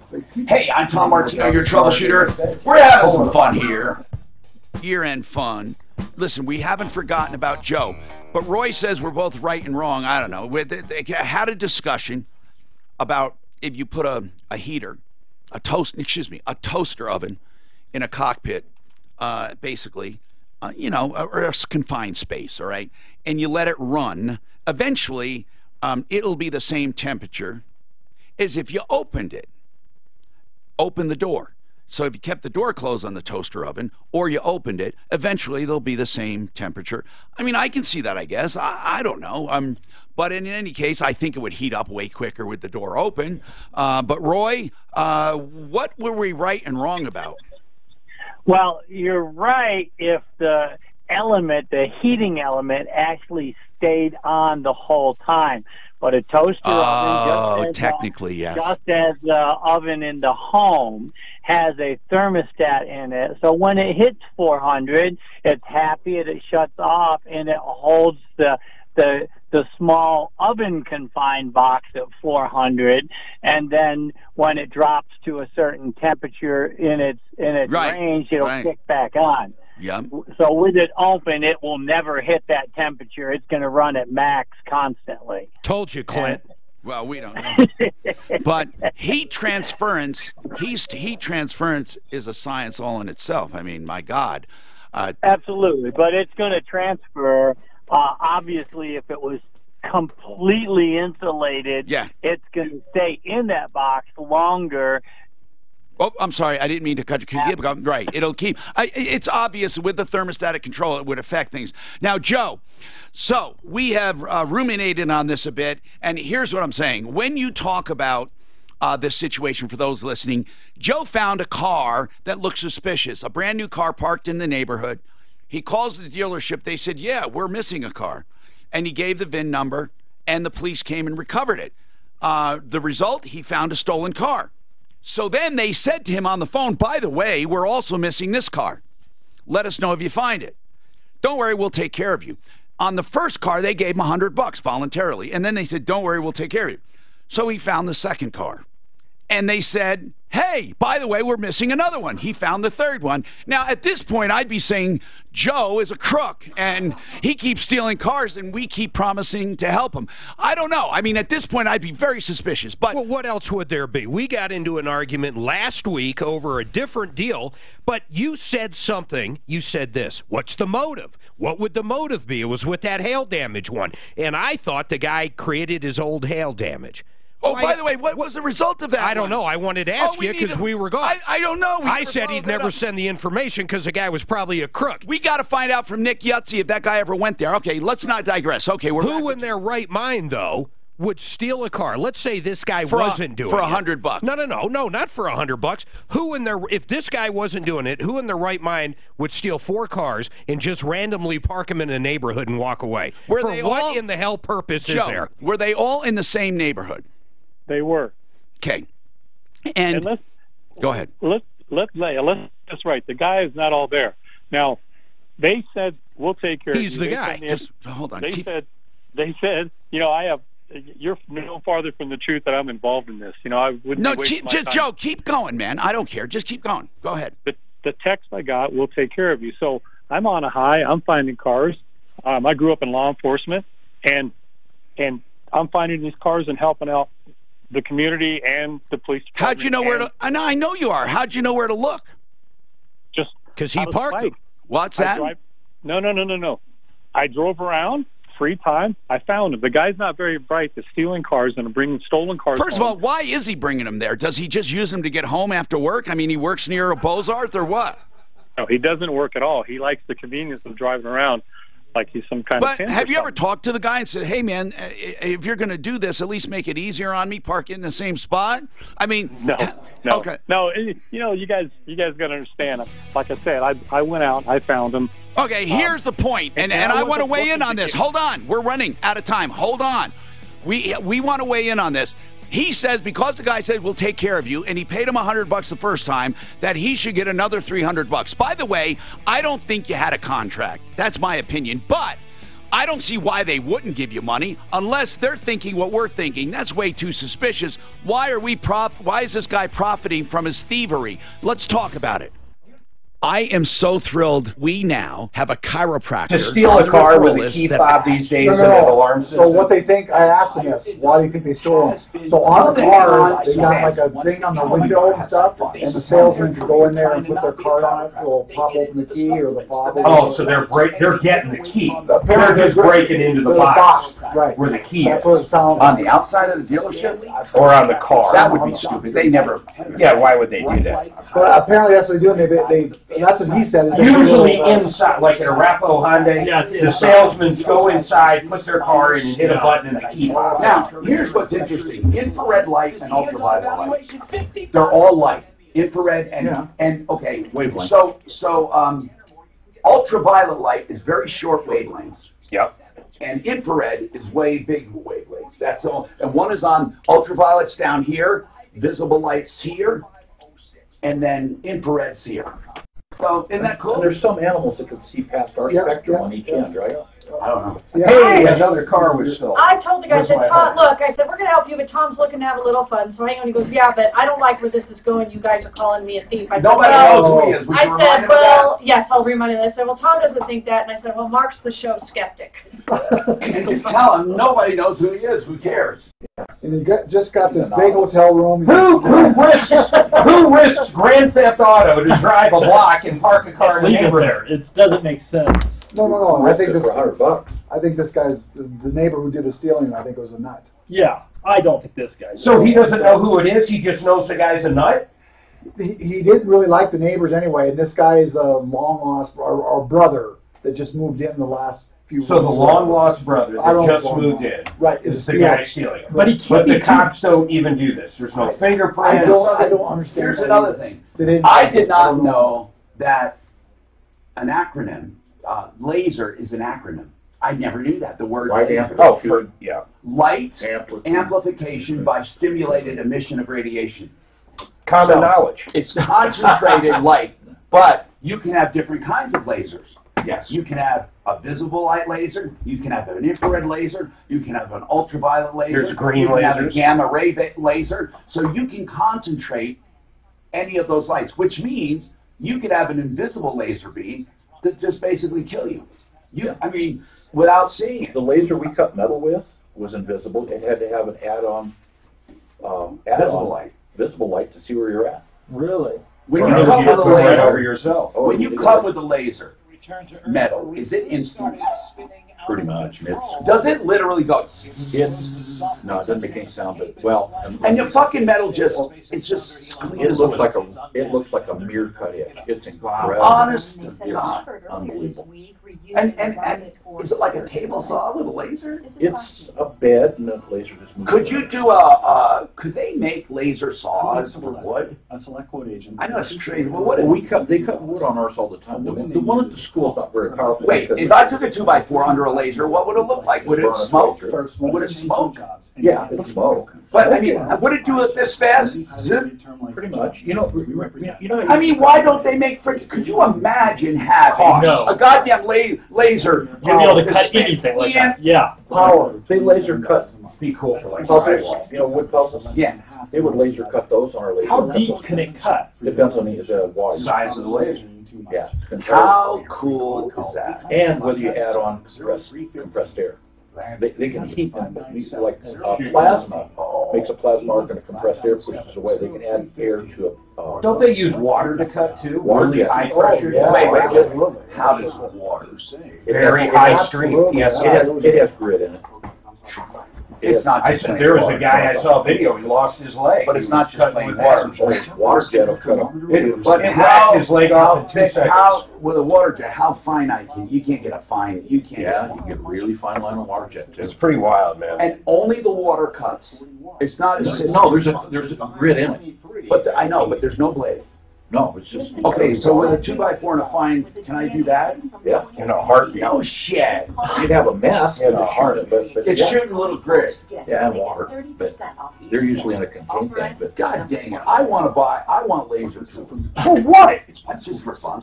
Just to have it. Hey, watch me cut this 2x4 with my laser. I want to see laser saws. I know we are so far past, but I got to tell you, dogs can see yellow, blue, I said that. black, and white. They just can't see red and greens. They all look the They same. sell laser saws for home. Wow. Laser saws? Yeah, if you want to spend $10,900. Get one. How thick will it cut? Laser saw for wood. They have laser wood cutters, laser metal cutters. They're for Troubleshooter. Hi, I'm Tom Martino, your troubleshooter. Today is Insurance Checkup Day. I am Tom, and I'm a consumer advocate here for 40 years, solving problems, answering questions, taking complaints. I live at referralist.com. Come visit me. That's where you'll see the show live, also YouTube, Facebook. And you look for the Referral List or my name under YouTube or Facebook and iTunes. You can download us or find us on the iHeartRadio app. And at referralist.com, as I said, ideal home loans for your next ideal home loan. That's this hour. Find mortgages for you. And here's the great part. Interest rate guarantee. Whatever the feds do later this month, doesn't matter. Because if they go down, you're not going to miss out. You get to refinance free of charge. They give you a 2-year guarantee each and every time you do it. So you could be theoretically always within your warranty. IdealHomeLoans.com, 303-867-7000. Okay, we got a lot going on. We got to get right to the phones. And first, I want to know examples of our insurance checkup day we do here quarterly. You call 303-771-HELP. We're going to keep it open until 4. It's sponsored by Compass Insurance Group, which means that they're going to compare you with about 25 other companies or more and see if you have a better deal or a great deal. Give me some examples. All right, I got a couple good ones here. We talked about in that first hour that a lot of people seem to be underinsured. Their dwelling amounts have been the same for many, many years, Yes. and so if something happened, they wouldn't have enough coverage. I've got a great example of that. Someone called in. They have a 2,300 square foot home and then an additional 800 square foot in the basement. Been with State Farm forever. They were currently insured. Their dwelling amount was $180,000. Oh my God! So what? They would have been underinsured, possibly penalized for it. Well, no, for sure penalized. They would have been capped out, so they would have been out of money. But not just tapped out. You can get penalized on any claim. If you're underinsured by half, they could take your roof claim and say we're only paying half. And that's exactly what this was. It was half. So once we ran the replacement cost estimate, we raised the dwelling $170,000. It was originally $180,000, and then we went up to $350,000. We added an umbrella, and we saved $600 off of what they were paying. Who did they have? State Farm. Of course. Now, Yep. what else? Okay, so I had another one. These are the very common ones. This one was a Liberty Mutual one. We moved them to auto owners. We added an umbrella and increased by $50,000. That's what we're seeing on the dwelling. There are a lot of times about 50, 60, 100,000 low, Sure. and we saved them $800. But this one was great. This one was with American Family. They have some young drivers, so they were paying a lot for insurance. For auto and home, they were paying a little over $10,000 a year for insurance. We added an umbrella. We moved them to Safeco and saved $5,200 a year. Gosh! Their new premium was $4,800. $5,200 savings. So about over 50% savings. We'll do more in a little while. Here's the deal. The insurance checkup, no charge whatsoever. Even if you get nothing more than a confirmation, you have a great deal, you'll feel better. That's 303-771-HELP, 771-4357. We have a lot of calls to get to. I want to get to Joe and finish this up. And Joe, I personally do not believe that you are a crook. However, I will say, God, does it sound strange, because you keep finding stolen cars. But here's the deal. Joe, I don't think you're a crook. And we have to examine, was a contract established? And I don't think anyone would ever say it was. Why wouldn't they pay $100? So if No, he's they legitimately finding them, that is so cheap. I think they should, and I think he should ask, or we'll give him a call. But here's the deal. Ed Bozarth had 4 cars stolen. He found them one at a time. After the first one, they gave him $100. Then they said, by the way, we're missing this one. And don't worry, we'll take care of you. They kept saying that. Don't worry, we'll take care of you. After he found the second one, they said, oh, by the way, we're missing this one. Now, I don't know at any time, did they say to you, Joe, hey, why do you always know where to find these cars? Did they say that, Joe? No, but yeah, I think everybody like you guys had that suspicious feeling that I was a part of this, and that's far from the truth. The thing is, I kept going for it and finding these vehicles. But did you tell the police who you suspected? Oh, yeah, they knew all along. Did they arrest him? Did they arrest him? No, there's some warrants out there for his arrest. So, the case has been closed, and they know what's going on. Okay, here's what I want to know. Why didn't they arrest him? They can't. Right now, they can't find him, I'm assuming. But why do you know it's him? Well, they Why do you? Why do you know? Why do you feel it's him? Well, he's driving around with stolen vehicles. Now, I don't know if he physically But you don't see him driving them, do you? Oh, of course I do. Wait, so on an eyewitness account, you saw the guy driving the car and parking it, and then you turned it in. On an eyewitness account, they won't arrest him? Yeah, he was probably in the passenger seat. No. So, That's pretty funny. Joe, they won't arrest him on an eyewitness account? Oh, they got video and everything of him in the vehicles. Is this Commerce City? It sounds like they just can't find him. Is this Commerce City? No, it's Aurora. But the problem is car theft is not like it used to be. You can steal 20 cars and almost walk. That's the sad thing about it. Why? Because the times have changed. It's not a big crime anymore. Yeah, it is. Yeah, it is. But it's not. You know what? We ought to ask, honest to God, Clint, I want you to call Aurora Police when you get a chance. This is not priority, but I'd like to know why. I mean, come on. Now, Commerce City that one time, that guy had a wreck. One of the most diligent forces around. This guy had a wreck, left the car at the scene. Obviously, he was probably drunk. Left almost a brand new car at the scene and left. And they said they wouldn't pursue it because they couldn't find him. He was over the city line. So I did a whole thing on it. I just couldn't believe it. Commerce City said, damn, he crossed the line. We can't go after him. Anyway, go ahead.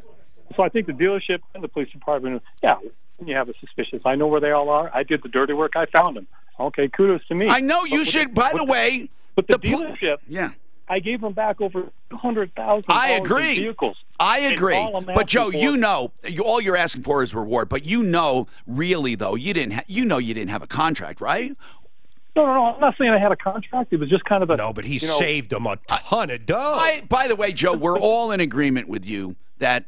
What cheapskates for not giving you like a good. Yeah, people go, oh, they got insurance. It sounds but the bottom line is it's floor plan sounds insurance. Exactly like a cheap Arduinian. Honest to God. Joe, when those Arduinians, they're cheap. When you find the neck and from they have hold it big hostage. noses and they wear glasses and they stink. Arduinians, and they're stupid Arduinians. What else can we say? They're lazy. Go ahead. And I reached out to you guys to see if Yeah, we're gonna call. We'll call for you. Really? Well, that'll be appreciative because I just think they've been dragging their By the tail way, did you flat out ask for the reward? Say, hey, by the way, where's the rest of my reward?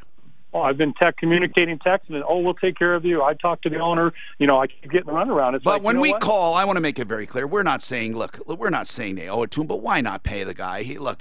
He's obviously a conscientious thief. He returns the vehicles. I'm just kidding. Just kidding. Is anyone suspicious of this guy? No. I just think it's so strange. I'm not suspicious of him, but I think that, and why won't the police arrest this other guy? They can't find him. Brian, you have a question. Hello, Brian. Welcome. What's going on, Brian? Good morning, Tom. How are you? I'm doing good. What's happening? Hey, I got a question. On the referral list, you have a solar company. Do they do solar fields? I don't know what that means. Instead of on the roof, a field. Will they put them off? Yeah, they'll put them. If you have an area to put a solar system, they will if they feel that it is efficient, because they guarantee output, so they don't want to put in a system unless they feel it's efficient. Well, I have two 5-acre areas that are totally they totally get sun all day long. So there's no interference with trees. And you own the property? What about any subdivision requirements or No, we own the property. You know what? We own the property. There's no subdivision. I see no reason. I see no reason why they wouldn't do it. And that 30% tax credit, we don't know how long that's going to be around, but man, would you generate a whole crap load of electricity? What is your goal? Well, I'm trying to utilize the property for something instead of it sitting here doing nothing. Well, is it close to your house? Yeah. Yeah, because here's what you would do, man.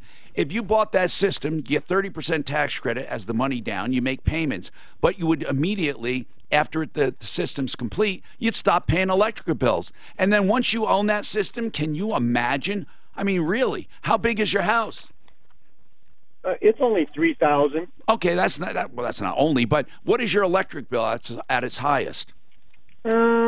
Maybe 150. Oh my God, you are really energy efficient. If it's only 150, well, it's going to keep going up over the years, but still, Brian, the payback would still, even though you're saving money, my God, your bills are not that much.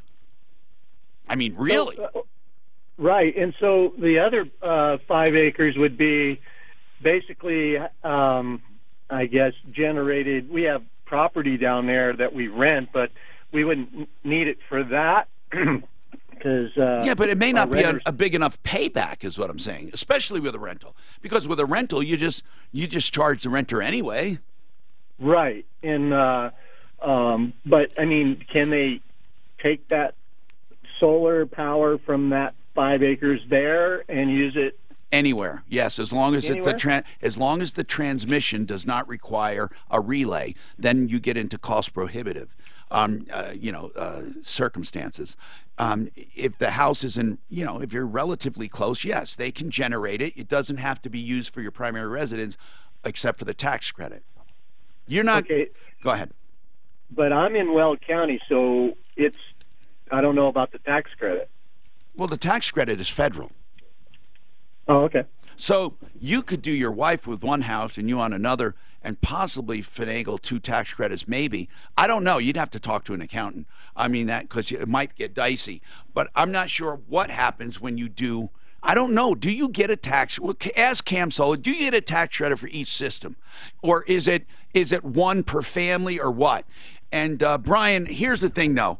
I would always, and you're a smart guy. He's the guy with Eagle Property Inspections. He's a very smart fella. And the bottom line is this. You truly have to look at payback.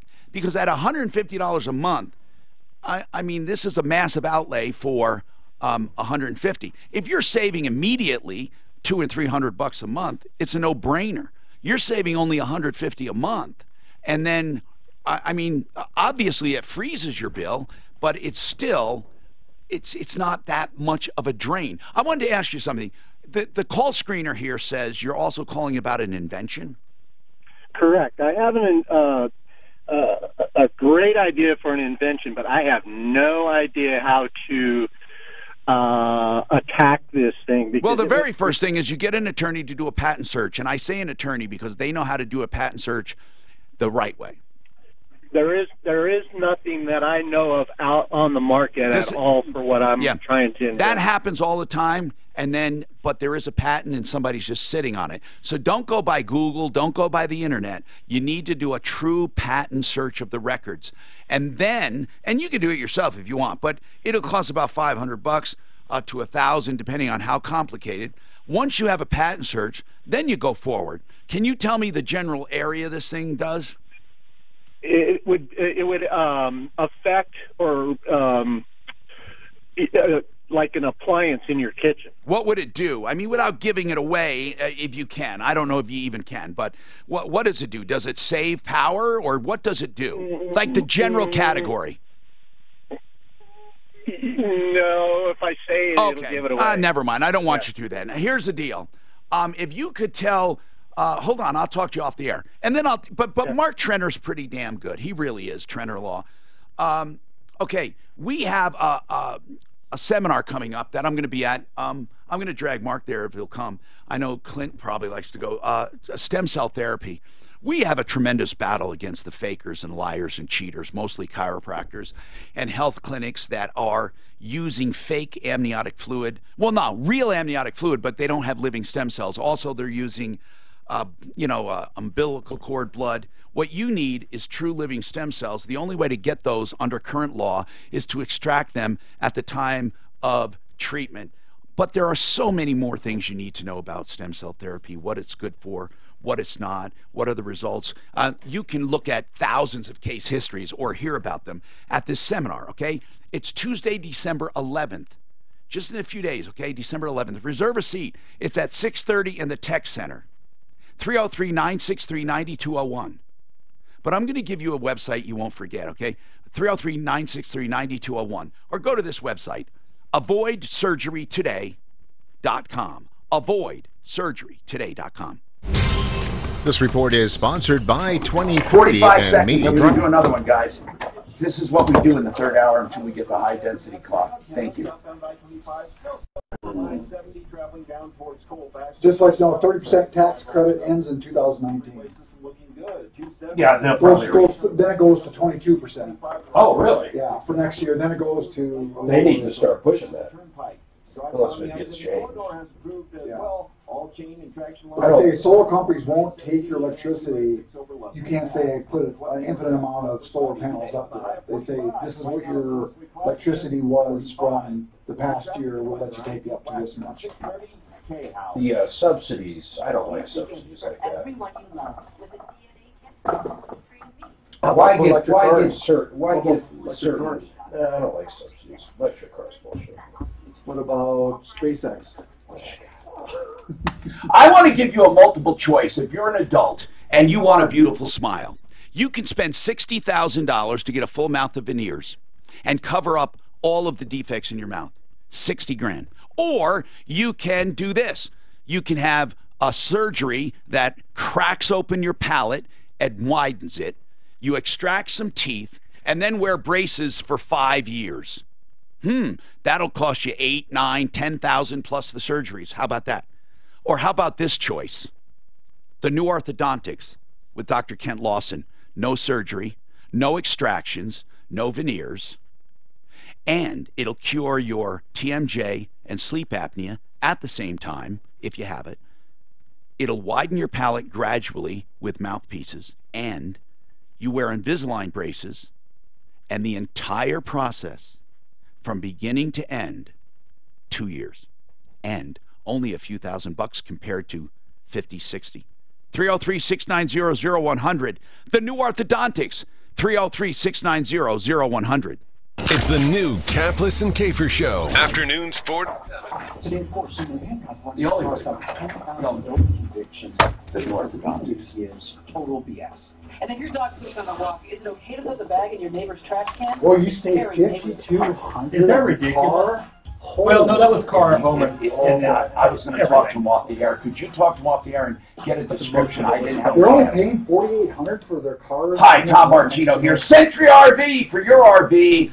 We're lucky to have Century RV in our backyard. Well, two backyards. Up north at the 119 turnoff to Longmont and I-25, or out west just north of 6th Avenue between Kipling and Sims. That's right. New and used RVs.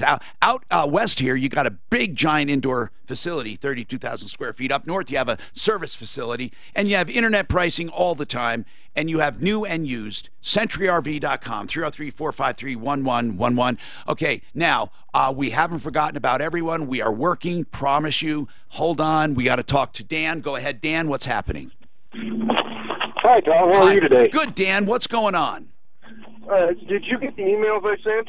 Hold on 1 second. Let me check. Suzanne, did you send me those emails? And Mark, did you check with Nick Yutzi to see if that guy ever dropped by? No, I told you that guy was full He of it. didn't drop by. I think that was a whole scam on that. He never went. Never went. Okay, and by the way, Dan, hold 1 sec. Just for those listening, this guy calls up and says that the insurance company won't pay for his, it was Geico? Hail damage. They won't Geico. They won't pay for his hail damage, and they took depositions. That's how serious they were. They thought it was fraud. And he said, why the hell would I borrow my son's car, drive to Colorado, and put it in a hailstorm or destroy it myself? Why would I do that? But we said it's very easy. We'll see if it's hail damage or not. Take it to our expert. Okay, and he never did. So that tells us something. Hold on. One quick question on this hail damage. Really quick. Brian Burns, Compass Insurance Group, if there's a hailstorm coming and I truly want to total my car and I know a hailstorm's coming and I take it out of the garage and park it, is there anything, unless they ask me directly, there's nothing fraudulent about that? Well, it could be fraudulent. There's no way you would know a hailstorm's hitting a certain area, though. No, if it starts but if hailing, you see it starts hailing, yeah. Oh, and then like you pull out from your driveway. You pull out and then run in the house. Well, it's fraudulent, but it's not something an insurance company would be able to know. Okay, but it would be fraudulent. Well, yeah, because you're doing it on purpose. But you're not. The hail's there, but you're pulling it out on purpose. Right. Okay. Anyway, Dan, what's going on? All right. Well, we moved out. Our landlord forced us out in August. Okay. Anyway, she hasn't returned the rest of our prorated rent for August because we paid her full amount. Well, okay, and what else? And plus the security deposit. How much was the security? How much was the security deposit? The security deposit was $800. Now, by law, they have 30 days to return it, or they can extend it by lease to 60 days. Under no circumstances can they keep it more than 60 days. So you moved out in August, so they're way beyond that. Now, did they notify you they're keeping it? She has not sent us anything. Okay, then here's the good news. Even if you damage the place, you can probably sue her for triple the amount now that you didn't get it. And I would do that immediately in small claims court and go for $2,400. That's what I would do. Now, that's for the deposit. Okay? There's nothing that protects her. If she did not return it, there's no excuse. You sue for 3 times the amount, and you cite the law and all that. You got to do that on your own. I can't give you legal advice on that. But here's the other deal. On prorated rent, unless the lease calls for prorated rent, there is no prorated rent. If you pay on the 1st and move out on the 3rd, that's tough, unless the lease calls for it. Okay. Did you give notice you were leaving? Oh, no, you were evicted. Now, that's different. We weren't evicted. She told us she was not going to renew our lease. Okay, but hold on. When did she tell you she's not renewing the lease? August 1st, 2018, the letter came out. Okay, she sent you a letter August 1st? Yeah, she put it on our door. Okay, and when did she say you had to be out? By the end of the month. Okay, and by the lease, did she have 30 days to do that? I believe so. Okay, then, hold on. Then why would you get partial rent if you paid for August and left in August? Because we were out on August 13th. It doesn't matter. She said you had till the end of the month. You don't get partial rent unless you paid and she illegally evicted you and you didn't get to use the rent. But she didn't illegally evict you. She gave you 30 days notice, and then that 30 days notice was for August, and you chose to be early. That doesn't mean she owes you. Okay, I wasn't sure on that part. I knew on the security deposit part because we had looked it up. But I'm going to say this as I tell everyone. If you want to check with an attorney. There might be circumstances or legal advice an attorney can give you that's different than what I'm saying. I don't think so. I think that most leases don't call for prorated rent. However, the good news, Dan, you probably didn't know you could sue for $2,400. Actually, I did know that. Why didn't you do it? I was going to see if I could get a referral for an attorney. Why? Why? You just go to small claims court. The $2,400 would be eaten up with an attorney. You'd probably spend $2,000 to do it and come up with $400. Go to small claims court, file. I mean, just research how to do small claims, have her served, and get your $2,400. I don't see a circumstance where you would lose. I don't know. On that proration, Tom, if they rented it early before the end of the month, wouldn't he be due that? Say he moved out the 3rd and then they rented it by the 15th. Now we're talking about technicalities. That would be what you call unjust enrichment or double dipping. In other words, did she rent it out early because you moved out early?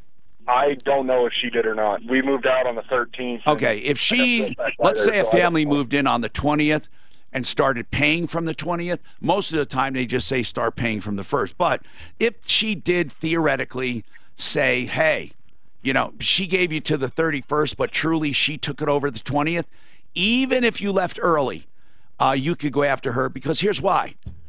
Just like it's good for her, it's good for you. She's supposed to leave that place available to you till the end of the month because she gave you the full 30 days. So here's the thing, Dan. What I would do right now is pursue that deposit with vigor. That's what I would do. 303-713-TALK. Let's talk about Walter. Walter, what's happening? Hello. Hey, what's going on? I want to know what your legal rights if you've been stopped for suspected DUI. Well, first of all, I'm not going to give you legal rights. I'm going to tell you the procedure, the normal procedure. You would have to talk to like Joe Lazara or a defense attorney to find out specifically if your rights were violated. But in general, when you're stopped for DUI, one of the things he attacks, if he's offending you, is probable cause. And this is a very, very fine, let's say, delicate issue. Did they have a reason to stop you? Some people say, well, what the hell? Who cares if they found a drunk driver? But it does matter. The next thing is, after you're stopped, other than that, there is no real procedure. They are allowed to ask you to do anything they want to prove sobriety, and you are allowed to refuse.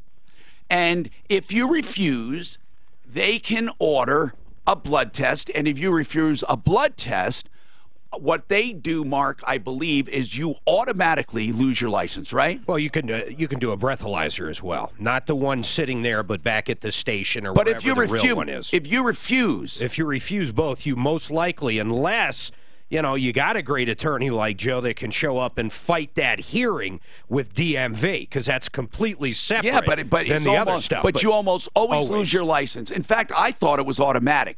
You know what Joe told me one time? Yes. Very interesting. If you ever say something like, well, if the cop says, have you had anything to drink, and you say, I had one beer at a restaurant, or I had one beer when we left, that could open up for probable cause for him to search the vehicle. Did you know that? No. Yep. Okay, here's another thing. Listen to this one. This is important. If you refuse all of that, you lose your license. But if you do it, they can't convict. It's hard to convict you on that without a blood test. So they can arrest you for refusing everything. They can still arrest you, even if they have no blood test or nothing. And it would be his professional opinion versus yours. And you can still get convicted. It would be harder. But some people say, I would rather lose my license and win at court than have a DUI on my record. It's weird, but they say that because another DUI could be really devastating.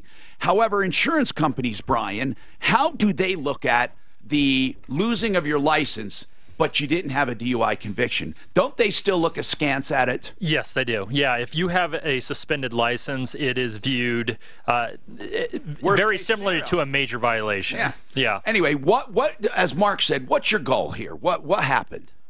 Well, nothing happened to me, but I listened to the TV and attorneys come on a lot of these programs and whatnot and say just keep quiet or whatnot. But I'm what they mean is if you really, here's what they're saying. Wink, wink. This is truly what they're saying.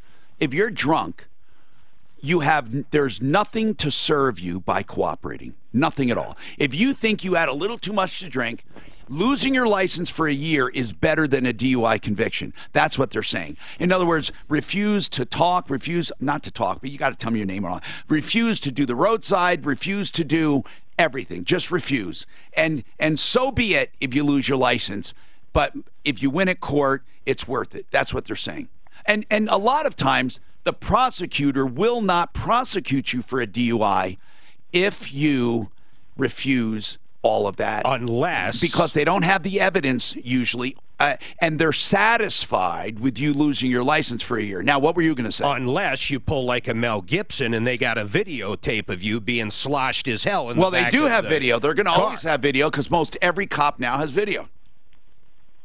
Well, so... I'm just saying that if I get stopped and I just... You don't have to do anything but give your name, man. Yeah, well... That's what Joe has said to us. Refuse to take the roadside sobriety test. Right. Just say, bring the blood test on, right? Well, no. I mean, unless you want to refuse that, Walter. Here's the thing. What is your point? What are you... He does have a small thing right there what he said. You don't have to take the roadside one. You do have to take either the blood test or the other one is where you lose your license. Okay. You're not going to lose your license for the roadside. Okay. Because those aren't always calibrated or whatever. Him giving his opinion. What's that? You right there. What's that, Walter? It would eliminate him giving his opinion. That's right. Arresting you right there. That's right. Just give me the blood test. Or the big Mac Daddy breathalyzer. Yeah. Yeah, but okay, so now you wait an hour or half hour, they bring the Mac Daddy breathalyzer or the blood test. If you're drunk, you're drunk. Or the roadside itself. This is weird. But I will say this. I was stopped one time years and years ago, and I was so nervous when I was doing my roadside, I said to him, listen, honest to God, I had one drink, and I'm nervous. So please, right now, I want no question, bring on the blood test. And they did it. I said, please, because I want to be absolutely sure that I want you not to arrest me. In other words, I do not want an arrest on my record for anything, even if it's an arrest and it's later not guilty or later thrown out or later fined by blood test, you're not drunk. Guess what? It would still, every single newscast and every single newspaper would say I was arrested for a DUI, and you'd never hear, well, the blood test shows he wasn't drinking, you know, and so I said, bring it on, and I wasn't even near intoxicated, and of course I walked and all that, so it was easier, but it's just the opposite. The attorneys are saying just the opposite if you think you've been drinking. If you think you've been drinking enough to be drunk, don't take anything, Walter. That's what a defense attorney is saying, because they'd rather take their chances defending you without the scientific evidence. That's the whole point. Okay, we do have to take this break. And speaking of all of this, the Raleigh House is there for people who drink all the time, or people who take drugs, or people who have a substance abuse problem. And if you are affected by one of these people, you are welcome to call the Raleigh House to get free, confidential information. Call for questions and answers. That's it. No obligation. And you probably have a million questions if you have an addict in your life. 720-893-5559. 720-893-5559. Now we're going to hear also from that stolen car deal and the car dealer and why they're not paying the reward. Uh-oh. We'll hear that coming up. This is I got 10 seconds. I got another spot. Who do I have that you have? No one. Tease. This is called a tease. Tease. Yeah. Tom taught me how to do a tease. All right. You heard us talking about solar with Brian Wilcox. He was asking, can I put that solar array on my 5 acres? And the answer is yes. You can put a solar array anywhere it's legal and anywhere that you get sun, and they guarantee the output just like if it was on your roof. But here's the point with solar, okay? For them to really guarantee this system for 25 years, some components 20 years, plus the manufacturer's warranty, plus the energy output warranty, they want you to fill out this application first. And it's not, by the way, it's not obligating you. It's simply so they can do a study of your lot. Because if it's not worth going out, they're just going to say, you know what, you're not a really good contender for this because your lot's too shaded or whatever. And they can tell that all on the internet through imaging software. All you have to do is go to this website, gocamsolar.com/troubleshooter. gocamsolar.com/troubleshooter. From the Fox Business Network, all Wall Street markets are closed today in observance of a national day of mourning for... It's basically a manufactured pan that attaches to new dishwashers, so if there is a leak, which eventually there is, it doesn't ruin the floors. Hey, listen, Brian, they don't have... Is that what Ed Bozart told you, or is that what Joe told you? Don't tell us. No, just yes or no. Bozart would hold the water. Good one? After a challenging year, and is no longer. But here's what I'm wondering. So here's another thing, Mark. You should never take the roadside. Never, ever. Yes. But if you take the blower, that could save your car from getting impounded. If you don't take the blow test out, they impound your car. They impound your car. There's nobody else to And drive. they cannot use the blow test in court. But if you take just the roadside, touch your fingers, whatever you do. Not voluntarily, unless it's Or you be as sober as a judge. But this is a Brilliant. brilliant Hair loss. because I don't have any alcohol as doing the dishwasher. That's my ever. But how do they, what do they base the impaired off of? Roadside. But impaired by what? Well, if you had the pan under the dishwasher, you had something to monitor it because the pan's only going to hold so much water. You can buy yes. All right, man.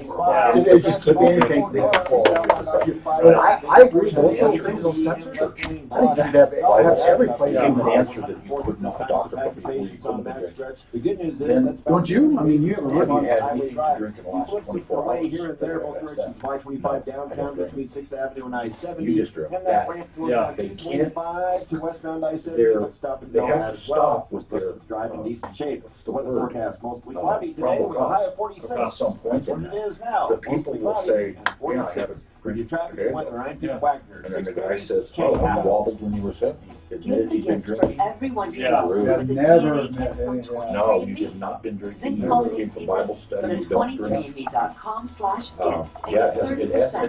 People think that there are the numbers. It's an absolute. You have a number that's that. Yeah. You have to have a number.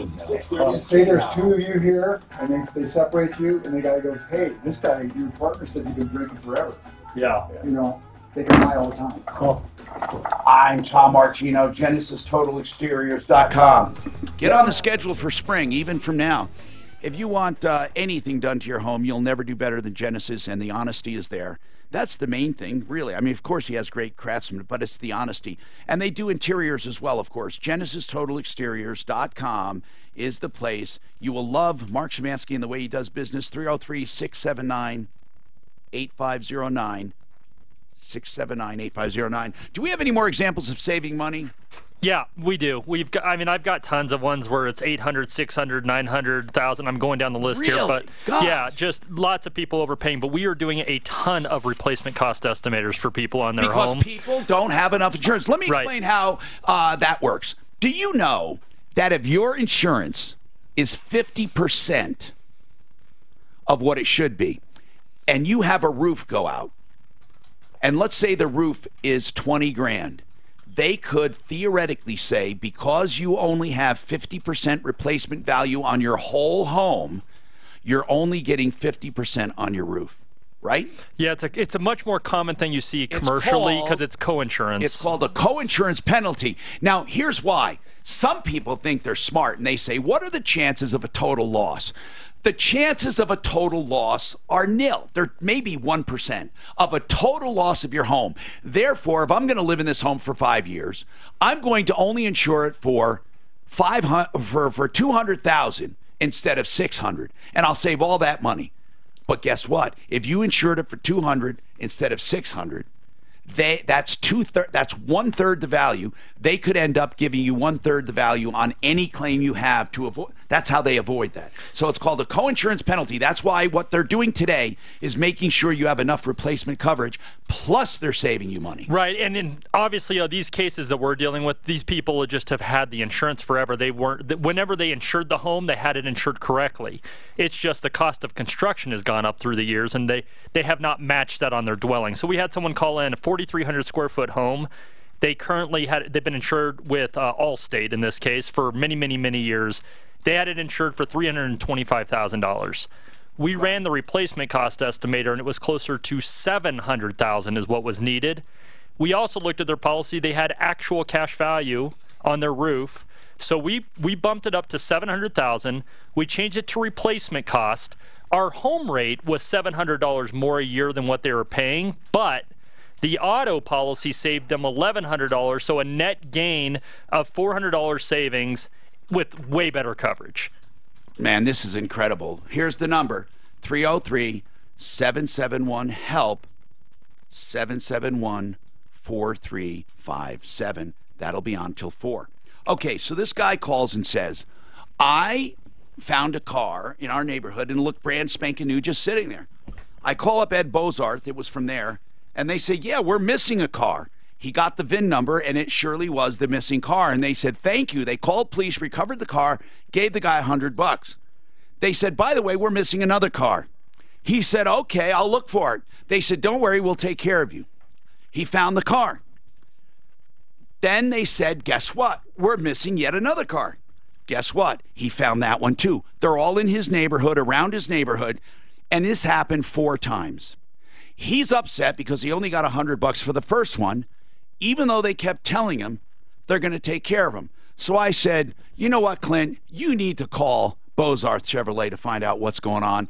What up? Why didn't they reward him? Ed Bozarth Chevrolet will be happy to give him the rewards as soon as Aurora PD clears him as a suspect.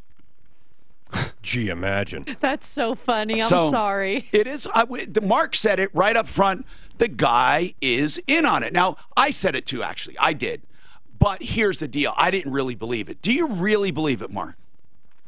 I go back to something you say a lot, motive. Who would steal? What other motive is there to steal the car and just park it in the neighborhood and happen to find it? There's no other motive besides he's looking for the dough, man. Who steals a car and just puts it in a neighborhood 4 times? Not for $100. Oh, man. So you don't think he's part of it? You don't think he's in on it? Absolutely not. Okay. He sounded like a nut to me. Dinner? I bet well, you. How would we know? 2 dinners, a lunch, and a brunch. How do you ever prove it? Well, the cops are trying to prove it right now. Do you in your heart truly feel he is in on it in some way? In what way? In some way. Do you think Maybe he's in cahoots with this crazy guy he keeps talking about. Maybe the crazy guy's actually him. Suzanne? Tom, if Joe were genuine, he'd be more upset that the guy he says is stealing him hasn't been arrested yet. Yeah. Well, you're saying they couldn't find him. Living in his neighborhood, stealing cars. You know, hey, the guy next to me keeps stealing these cars, and I see him. He has video, or they have video. They have eyewitness. Maybe he's split personality. Maybe he's the same guy. Here's how we can find out. If Joe is genuine, give us the name of the guy who's stealing the cars. We want to call him ourselves. We're going to confront him and talk to him. Maybe it's his brother, friend, anything, man. All right. What does anyone else think? Ed, you disagree with Mark on something. Go ahead. Whatever it is, you're wrong because Mark's always right. That's what he says. Go ahead. What is it? Ed?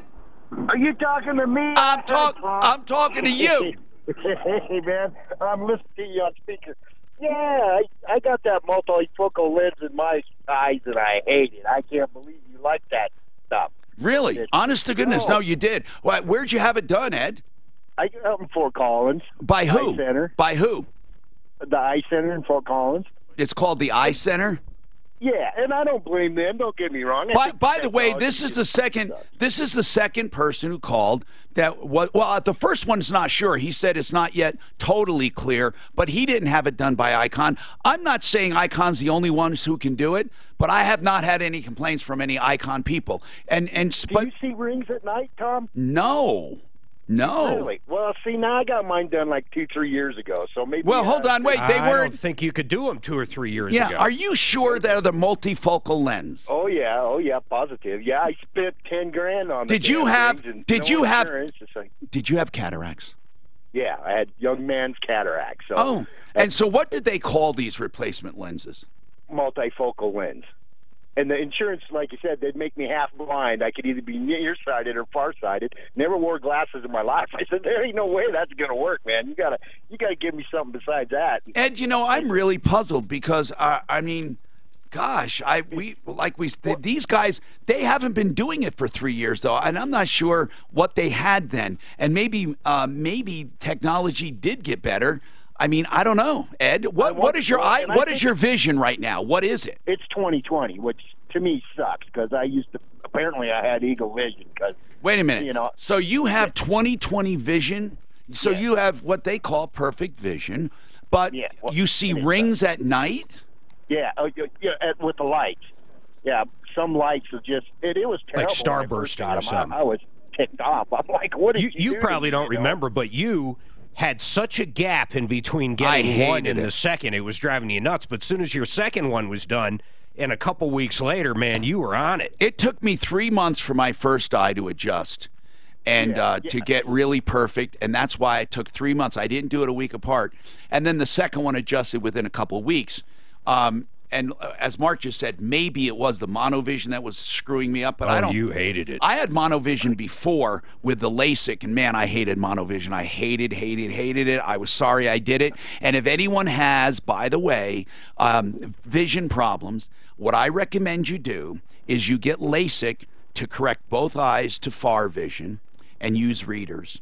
I do not like monovision, one close and one far. I just don't. And as you get older, it screws you up a lot, Ed, and here's why. The eye that you got adjusted for close now starts moving out, so you can't see close anymore. And the one that was left far or adjusted for far starts moving in. So both eyes are blurry. And when you get glasses, you can't just get readers because the one eye doesn't need a reader, the other one does. And then if you get another one, the other eye doesn't need it. So you have to get what I called a diagonal prescription. So you get one on one eye and one on the other. Two completely different. You bring the farther, for your readers, you would get your far eye would be brought close, and your near eye would be nearer. It's just terrible. When you get monovision. When you get the lens surgery, do they make you wait, or can you get them both done at the same time? They will not do it at the same time for liability. They at least make you wait a couple weeks. Because if you get infection or complications, they don't want you to have both eyes and screwed up. They want one eye at a time. Now, they say that this is the least risk surgery there is as far as in general in life. Yeah, it's quick. Eye surgery is just hands down a simple surgery. But, you know, it's just the kind of thing that you have to, you know, I'm not going to guarantee people they're going to have 20/15 vision like me. Now, hold on one sec. Eric, you have a comment on the stolen car. Is it a quick comment, or do you want to wait? No, I'm making a quick comment. Go ahead. So the reason why I would clear that guy or don't believe is because where I live in Thornton, we used to get stolen cars dropped in our neighborhood constantly. And the reason, and they would sit there sometimes 6 months because nobody ever saw it. And Thornton police, where our neighborhood was at, we might see a Thornton cop once a year. So they were never checking for them. So I could fully see it, depending on where you're at. But 4 from the same dealership? Sure. By the same guy? I mean, yeah. How about the fact the same guy found all 4? Yeah, I mean, I agree it sounds suspicious, but I look at the area, too. Okay, ApprovalReverse.com. Remember that, okay? If anyone's thinking about a reverse mortgage, to make sure it's really the best option for you. And it's great for some. These reverse mortgages are great for some. But I want you to talk to people that will tell you the truth and not try to slam you. ApprovalReverse.com. This report is sponsored by 23 and multi-vehicle crash in the north end. No, I think what the guy told me, he watched when he came home, what direction he came from. He's seen what direction he came from when the guy came home. Boyfriend calls, says, And then he no would go in one's that home, my direction and girlfriend. look at it. Would you guys just call her and let her know you're working on it? I don't know what's going on. Well, the one time was in the backyard. I love the backyard. This guy just happens to see this guy stealing the car. Okay, here's her No, number. not stealing, not stealing. Redeus or something? He knows this guy and Here. he's like, Okay, you have all that. Will you call her today? yeah, and then he sees him walking home. Why do you think that people, okay, let's say it's not, I really know why in the car. Did they help you? Yeah, they got it open, so this morning I just got it. Oh, okay. Gotcha. And get 30%. I don't know why. Yeah, I think that's even crazier I don't know than why this guy did. What I don't understand is why they didn't arrest everybody when they find them. They said that when they found the first car in the backyard, the SWAT team came in there. Why they didn't arrest everybody in that house, I have no idea. Who said the SWAT team came? That guy, when they got the first one in the back of the yard, when they found it in the back of the yard. What do you think? I don't think the SWAT team came first. I don't That's care what he about said. that. That's what he said. I know, but Yeah, but he's also the one lying about the whole situation, most likely. the problem. And maybe it wasn't SWAT team. Maybe it was just Why do you love this guy? Why? The problem. I just, like I said, I talked to him, and he didn't sound like. I think Dan's in on it. He sounds as nutty as peanut I think butter, he's man. in. I'm getting 50. I'm getting 50 All four of Next car, I get $50. All four of these cars weren't auto thefts. They were on auto theft? They weren't auto thefts. They were joyriding. Oh. If they're dropped off, they're not damaged. Okay. They didn't strip them. Okay. They're just Or the one in the backyard. Okay, see if the guy's got a job. I want to know where this guy works. I bet he's got no job. I'll bet. Okay, No, dinner. I had two. He's got no job. He's got a job. Okay, what's he do? He's with the government. Yeah, okay, CIA, right? No. He's listening. I'm Tom Martino, your troubleshooter. We only have a few minutes left. So, I want to know if that guy's got a job with that car deal. Do you have his number? Can we call him really quickly? Suzanne, do you have his number? I want to ask him if he works. I know he's probably mad at us right now, but I'd like to ask. Well, after what the dealership said, they're waiting for him to be cleared. He said the cops were looking for another guy. They just couldn't find him, and they had a warrant out for his arrest. If that's the fact, Jack, why is this guy not cleared? Okay. Yeah, wait, the other guy's cleared, but not him? Come on. You know, he sees somebody stealing. They have him on video, but they're holding this other guy responsible. There's something stinking here, and I'm not sure what it is.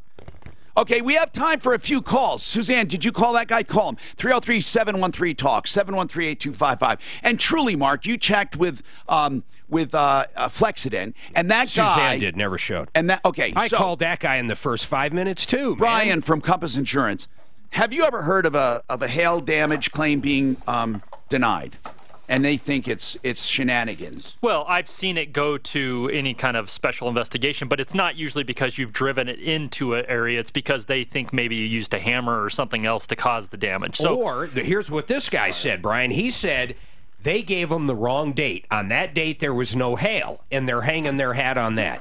Yeah, I mean, but that would be an easy explanation. If you gave the wrong date by mistake, and right? That's not a big deal. And it's within a day or two. That's right. Then there's something wrong. They say it's not. The whole thing was just as phony baloney as that. Now, Joe, listen. By the way, they did say at Bozarth that they will pay you when you're cleared as a suspect. Really, they did say that, right, Deputy Clint? Yeah.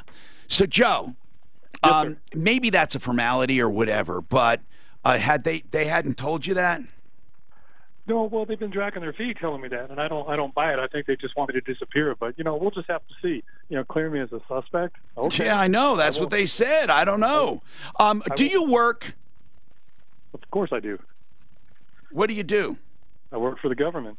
Uh-oh. Oh, then that's credible. What do you do? I'm an engineer. Let's just put it that way. An engineer, okay. He designs lock systems for cars. And engineers are as honest as they come. Yes. Now listen, seriously, we do have a call into him, so we'll see what happens. Okay? That is interesting. Why do you think you haven't been cleared, though, man? Just because you found all 4 of them? Well, if I haven't been cleared, why haven't I been arrested? No, they don't knock on my door and say, we're thinking you're a suspect. Well, because they don't think you're that, you know.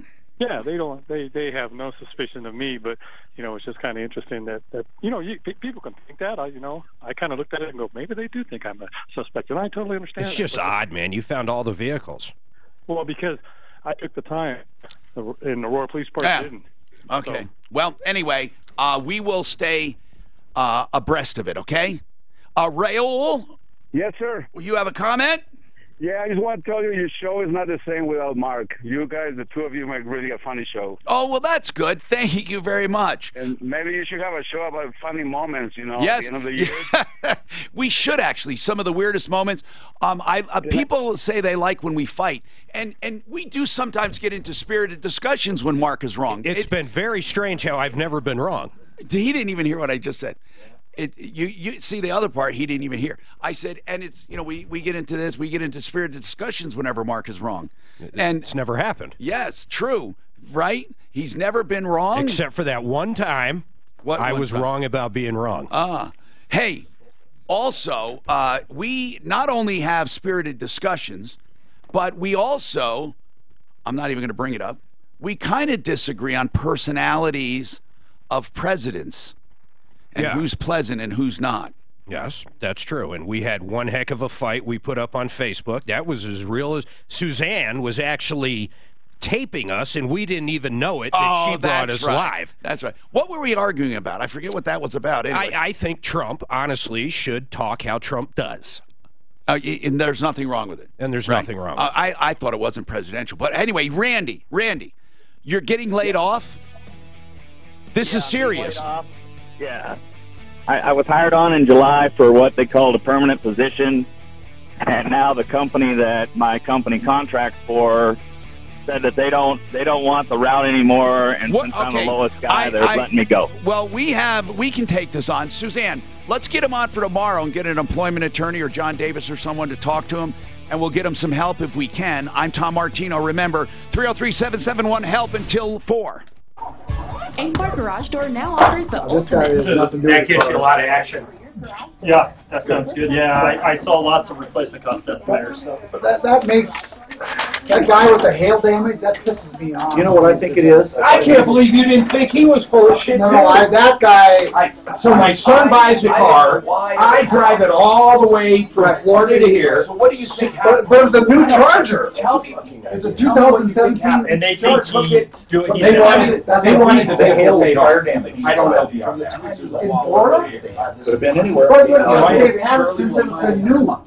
Yeah, but no, what we're saying. So what are you going to open up a towing car? There's something wrong. They either added damage so the vehicle would be totaled. In other words, it wasn't going to be totaled. So they wanted to they added more hits. Brian, thank you for your help from time to time. That's my biggest gut is that it had, let's say, 4,000 worth of damage. They went to it and beat it up even more to try to get it totaled. And the dealer in the insurance company said, What if there's a salvage title on it from flood? We checked. They said it was a clean title. Yeah. Okay. I mean, we can only go